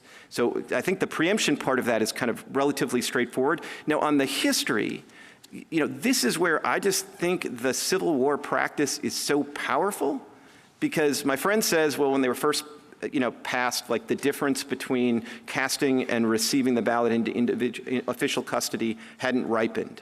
But the Civil War ripened it. And the one thing every state, including Rhode Island and Nevada, did is they said it has to be in some kind of official custody by Election Day. And I agree with you, that's striking, but and maybe I wasn't clear before. I agree with you that that's striking, but do we have any reason to think that they did that because they thought, well, it has to happen on Election Day or by Election Day, which is a deviation from what the text says, right? But do we have any reason to think that they did it because they thought they had to, as opposed to, this is really good policy, so we should do it this way? No, I think to me, can I connect the dots precisely? No, but they did it because they thought that's what an election means, and that's what an Election Day means. They thought it would just be unthinkable. It would no longer be an election or an Election Day. It wouldn't be happening on Election Day if it could take place, if ballot receipt could take place some other time. Isn't that true of early voting too? And I guess this goes back to Justice Kagan's question. I mean, it seems to me that if you look at the historical practice, what an election meant was showing up in person and casting your vote and being qualified as the voter on that same day. And then there were deviations for war, essentially. But why would absentee voting in a widespread way by civilians or early voting, why is that permissible? Because if we're just going to say that historically it needs to look like it always looked, how come those features fall out? I would say they probably fall out because nobody thinks they're essential, which is to say, if a state wanted to have early voting but no voting on Election Day, maybe that would be a hard case. But those I think have been understood, and there's a different history for those, because if a state wants to say you can come in and you can mark your ballot and put it into official custody a week early, that doesn't sort of vitiate the whole idea of an Election Day. Whereas if you can still have ballots being received after Election Day, I think that vitiates the whole notion of Election Day. And if you're interested in Professor Morley or Justice Kavanaugh's tiebreakers, there's not the same concerns about fraud, about the losers not being able to accept the outcomes when it comes to early voting. But there's a distinct problem with voting with ballots that come in, and particularly if they're going to tip an election. And as Justice Gorsuch indicated, maybe it's happened, maybe it hasn't, but it will. And at that point, there's just no way the loser is whoever it is going to accept that outcome, and the supporters aren't going to accept the outcome. And so that's something that I just don't think is implicated by early voting. Thank you. Justice Jackson? Except people accepted the possibility of that outcome for 100+ years now, because this idea of the votes being cast by Election Day and counted after Election Day has been around, right? I mean, it's not like we're talking about a brand new thing from Mississippi from the standpoint of no one ever had a post-Election Day ballot deadline before. And so I guess I'm just concerned about the various conclusions that you would have us draw from these historical practices, because it seems to me that we have a very long history of states having a variety of different ballot receipt deadlines to include after Election Day. So kind of 3 points about that. I mean, one is, I don't think it's true that there was this 100-year sort of pattern and nobody raised an objection. I think the Maddox case in 1944 is a powerful example that the idea that Election Day means Election Day is not something that only occurred to lawyers in the post-COVID world. The second thing I would say is, as a practical matter, you know, if one or two states at one time in the 1920s had a law that deviated, maybe that's not something that really makes that big a difference. But in a world where some states essentially have all of the voting be absentee, lots of states have gone to no excuse absentee voting, it may be that a lurking problem has just become much more obvious because of the magnitude of what's going on in the present day. I guess I don't understand why that isn't, the variety that you're describing isn't a strike against your view that Congress has precluded this. I mean, others of my colleagues have looked at or talked about Congress legislating in this area. They are obviously aware that there are states that are doing this, and they have not spoken to it. They have not specifically precluded it. Now, you say that maybe that's because they assumed that Election Day in the federal statutes that we're examining from 100 years ago does the work, but Congress is today considering an election-related statute that would specifically prohibit this, which means that Congress probably didn't understand its existing legislation to do this. I mean, I haven't studied the current legislation. I think it probably does quite a bit more than this and probably affects other elections, like primary elections. I don't know for sure, though. I haven't studied it. But it does address this. It specifically addresses, and we're talking about the Make Elections Great Again Act, specifically addresses the idea of preempting state post-election day ballot deadlines. And so if that's true, then it seems like as though Congress doesn't believe that its current legislation has done this work. Well, Congress probably doesn't know how this court is going to decide this case. So it probably can legislate against that veil of ignorance. Right, the worry is that you want this court to decide the case rather than have Congress do it. No, and that's, I mean, two things I think are important. However this court decides this case, Congress has the power to revisit it. That's, I think, common ground among the parties. The second thing that's common ground among the parties is that the federal election day statutes preempt something. And so the only question is, what do they preempt? Do they just preempt casting ballots and giving it to the mail service, as my friend suggests, which, as Justice Gorsuch elucidated, leads to a huge slippery slope problem? Or does it require both submitting and receipt into official custody? And how do you Everybody agrees it preempts something. How do you respond to the notion that when we look, as the Society for Rule of Law Institute suggests that we do, at historical practices with respect to electors, and specifically Congress in 1787 adopting a resolution establishing that, quote, the day fixed for the election of the president, end quote, that's the day on which the electors will vote and transmit their votes, and that the president of the Senate would receive their votes at a later date. So this concept of casting one's vote versus the receipt of the vote was very early on distinguished. Yeah, but I actually think that example works in our favor, because what's going on there is there are essentially two separate sort of elections, if you will, or processes that are being adjudicated or overseen by different sovereigns. So what happens first is the states address the appointment of the electors in that state, and then later that has to be received and certified in the Senate, because then in the Senate they're going to figure out who won the national election. Yes, I appreciate that, but I guess I'm just talking about this notion that receipt and casting have always been completely intertwined, such that it would be inconceivable for someone to think that the election day is the date in which the votes are cast versus the day in which they're received by elections officials. So I don't dispute that if you have two really separate elections, that you can then, having bifurcated the elections, you can bifurcate the idea of casting and receiving. I mean, like obviously, right, but the you vote for the Speaker of the House. Congress could have had them on both the same day, if that's what an election is. I mean, your argument is rooted in this notion that as a common sense matter, as a general matter, if we're going to have an election day, that's the day when everything is supposed to happen. And this demonstrates that whether you call it two elections or not, the casting of the votes can happen temporally, separately from the receiving of the votes for the purpose of saying who won the election.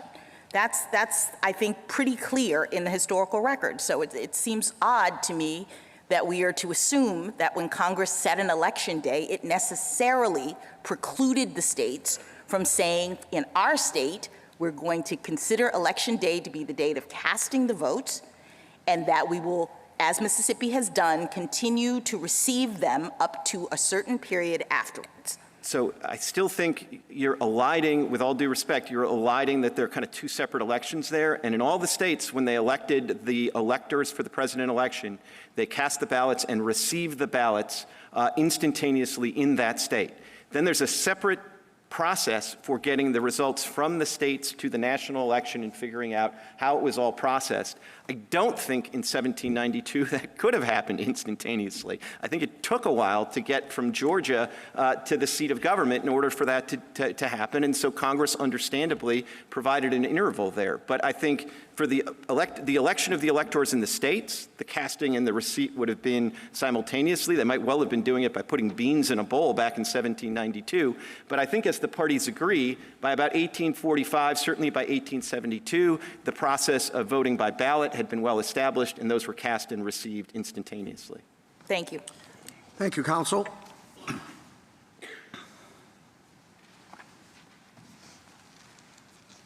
General Sauer?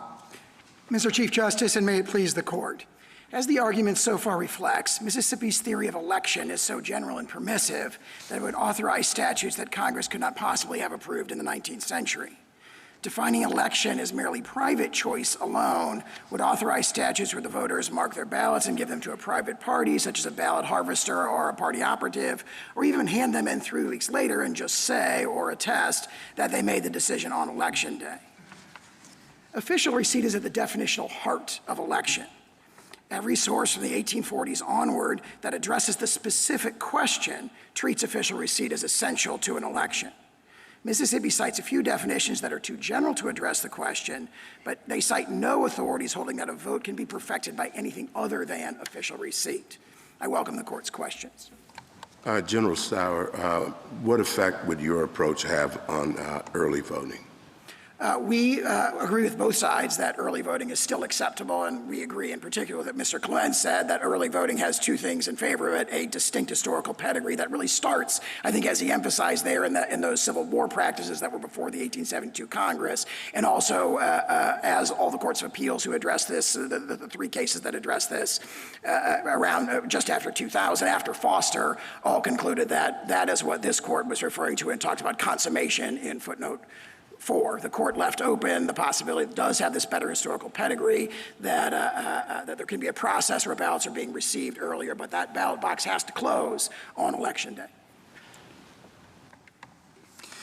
I'm not sure I understand exactly how that answer is responsive to the point that if the election day is the voting and taking, that has to be that day. So maybe I just missed it, but it seems to me maybe you're not saying anything other than, well, that's different.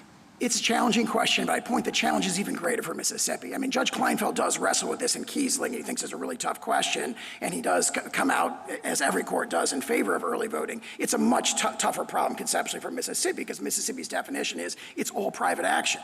The private action occurs when you mark that ballot, when you put it in the mailbox or give it to a common carrier, and of course that obviously extends over many days, so they can't handle the word day in the election statute. We think that conceptualizing it as, the courts of appeals cases do, as There's a process. That process is consummated. It's finalized. It's perfected is the term they use in the congressional record in 1844. It's perfected on election day. The ballot box closes. And we think that's the best way to address early voting. But General, if I might, I think the reason it's a tougher question for you is for the exact, is because you started off by phrasing the question this way. You said those election rules are not ones Congress could possibly have conceived of or approved.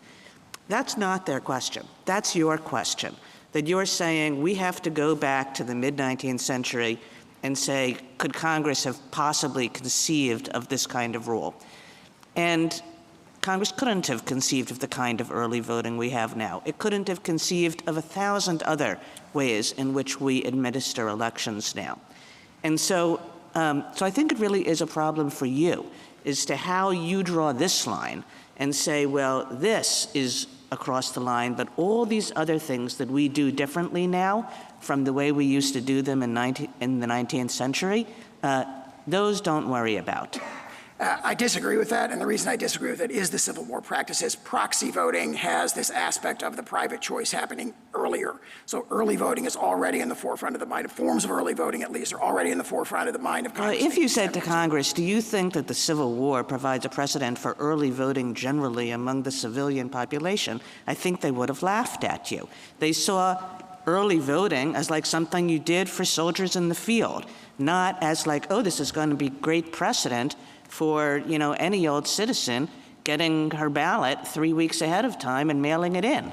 I strongly agree with that in a sense that, repeating what Mr. Clement said, which is that you have a practice that involves early voting, but you also have states taking these Herculean, extraordinary efforts to make sure that the ballot boxes, the votes are received and the ballot box closes on election day, whether it's soldiers like going in the front and giving their votes over to, de jure election officials who are actually commanding officers, or whether or not it's submitting them in that proxy voting practice. What happens in proxy voting is I guess you're sort of not really quite grasping, maybe it's my fault, like what my question is. It's like, why this practice, but no other practices?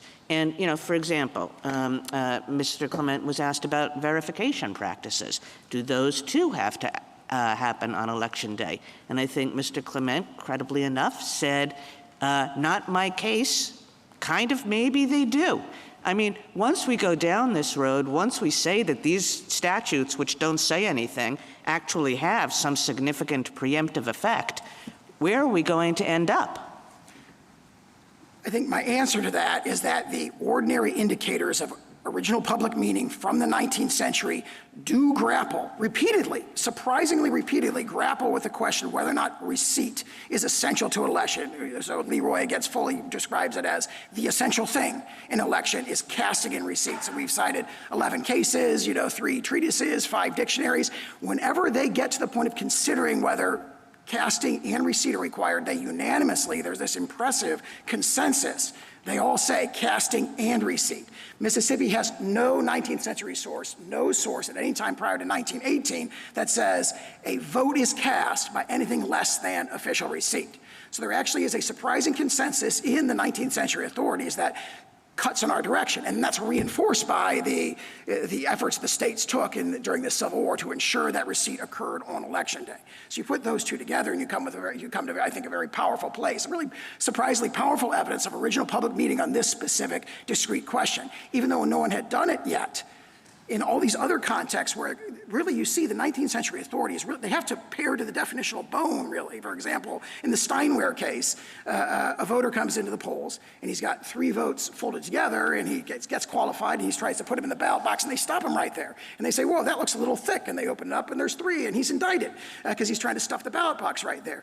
And he says, I never voted because it never went in the ballot box. And the courts grapple with that. They take that argument very seriously. Where they come down is official receipt when you've made the offer to vote and you give it to the election official, that constitutes voting. So you have the 19th century sources looking at stuff that's very, very similar in sense of detail of the issue presented here, and every single one of them comes up with casting and receipt are required for voting. Yes, but since then, we have many states that have departed from that, to include Mississippi. And since we're talking about preemption and Congress's ability to make this determination, it just seems very odd that in the period of time since when these statutes were passed and today, we now have pretty common practice among many states to allow for absentee voting in this way, early voting, all these other things, but in particular, post-election day ballot receipt deadlines. And Congress has not indicated, at least thus far, that it intended ever to preempt this, that it intended not to have the states make this determination. As far as I know, this kind of challenge hasn't even been brought. This has just been accepted. So how is it that we focus in, home in, right in the 19th century, and that's the relevant practice that you want us to consider, and not the more recent practices, the practices of everybody understanding what Election Day means to include this kind of thing? Mississippi admits that every single one of those examples occurs after the relevant period when all these statutes are enacted, so they are not. But I guess I'm asking you, why is that the relevant period? I mean, we have lots of statutory interpretation scenarios in which Congress passes statutes, and I think it's rare that we interpret those statutes relative to the practices of the people who were affected by them at the time. I thought we normally do things like textualism. We look at the statute and some of us, think about the legislative history and what Congress's intent was when we're interpreting the statute. I don't recall, and maybe we have, but I'm just, curious about this really heavy reliance on the 19th century understanding of the word Election Day, especially when we have a more recent understanding that has been implemented and Congress hasn't said anything about it. I would say the 19th century evidence of meaning is the best evidence of the original public meaning of the statutes at the time they were adopted, 1845. And you're saying that governs. We have to interpret Election Day, notwithstanding that Congress may have wanted states to experiment, that states have experimented and done other things. We are bound, you say, by exactly what Election Day people thought it meant at the time these statutes were enacted. By its original public meaning. And of course, Congress was very concerned when it passed these statutes, 1844 or 1845 and 1872, about the exact thing that Mississippi's, or almost the exact thing that Mississippi would allow, which is staggered ballot receipt deadlines. Thank you, counsel. Justice Thomas, Justice Alito, Justice Sotomayor. Tell me what the act is that you think has to be done by Election Day by the official. Received or accepted? Received. All ballots have to be received, and the ballot box has to close on Election Day. The ballot box has to close. The proverbial ballot box. So what do we do, and I know you did this, and I am a little upset, not a little, a lot upset, by many of the statements in your brief, quoting historical sources out of context. But the Payne's Treatise on the Law of Elections to Public Officers, you claim, had a traditional rule was that the legal votes duly offered at the polls but not actually deposited in the ballot box cannot be counted. But I look to that treatise, and it says in some of the states that is the rule, but that in others, and also for the U.S. House of Representatives, the rule was the opposite. As Payne wrote, it was in 1888 an established rule of the House of Representatives of the United States that a vote duly offered and unlawfully rejected, so it wasn't accepted, at the polls, will be counted in a contest, even if not accepted by officials on Election Day. And we have another source you cite, the American and English Encyclopedia of Law. You selectively quote from that snippet that the, quote, act of voting was not complete until the ballot was deposited in the box. But it made very clear that that was only the rule in Alabama, while noting that other states allowed votes to be counted even if the officer may neglect to deposit the ballot in the box until after the close of polls. So it seems as if your rule is already historically destroyed at the time of these examples that you quote to us. I respectfully disagree, and I stand by exactly how we characterize both those sources and all the historical sources in our brief. If you go to the Payne Treatise, and I think we refer to this in the very next sentence in our brief, the Payne Treatise says the traditional rule is it's got to actually be deposited. But then it notes later in the 19th century, some authorities says, well, you know, if they challenge your qualifications and they were wrong, as long as they received it. Either way, it's official. Receipt is what matters. The state has it in its custody. And of course, now you're changing the definition. Well, we've said receipt. Receipt is the word that we've used. We've used that consistently, and that Payne Treatise points out that either way, whether it's got to actually be in the ballot box or officially received, official receipt is essential to an election, and so do all three of the treatises, all five of the legal dictionaries, including the one you referred to. Justice Kagan? Justice Gorsuch? Justice Kavanaugh? Justice Barrett? Justice Jackson? Thank you, counsel. Thank you. Rebuttal, Mr. Stewart?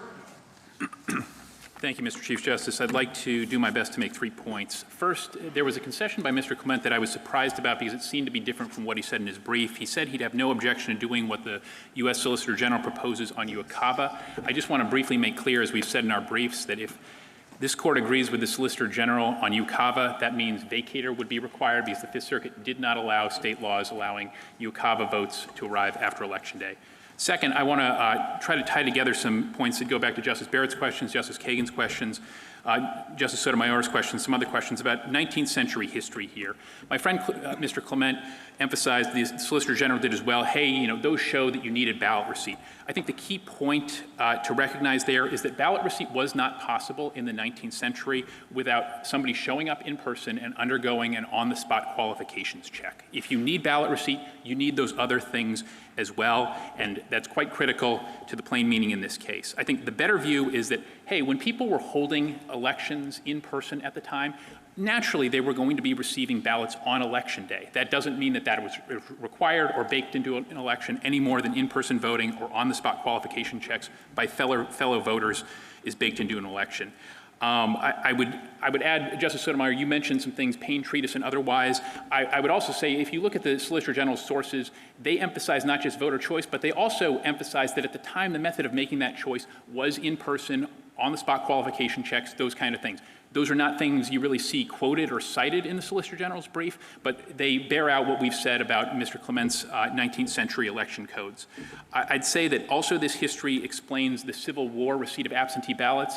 Mr. Clement alluded to the idea that states went to Herculean efforts to receive ballots on Election Day. That's not what they went to Herculean efforts to do. They went to Herculean efforts to hold elections effectively in person because that is the method of voting that people used at the time. That's why field voting was so dominant. And the other thing that states were trying to do at the time was to adhere to actual or perceived in-person, in-district voting requirements. So that's what they were doing. They were holding elections where people would cast ballots in person, which was the common standard way. And when that's happening, yes, naturally ballots are going to be received by Election Day. That did not make it a ripe issue or a settled issue. It did not decouple ballot receipt from ballot casting, but it did not foreclose that either. Last thing, I just want to refer to your neighbor again, Justice Gorsuch. I want to be clear.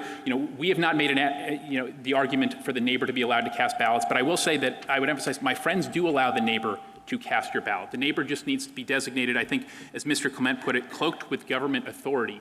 It's quite something for a neighbor, a party boss, some bad actor to be able to become a ballot receiver just because they're cloaked with state authority. If that's allowed, then I don't see why the historically recognized for 100 years method of casting a ballot through the mail would not be equally legitimate, especially when the federal government itself is perfectly fine with that method, and Congress has been fine with that method for United States tax returns, which carry huge civil and criminal consequence, also are very critical on deadlines. I think the best way to resolve this case is to come back to the text, history, and precedent, which we've said many times, just does not decide the key issue. This is ultimately a federalism case. The question is whether, as I think Justice Jackson put it, did Congress in 1845 block states from adopting a practice that no one had wide reason to consider at the time? Congress wasn't thinking about it. It didn't decide that. It didn't wall states off from doing that. We ask the court to reverse. Thank you. Thank you, counsel. The case is submitted.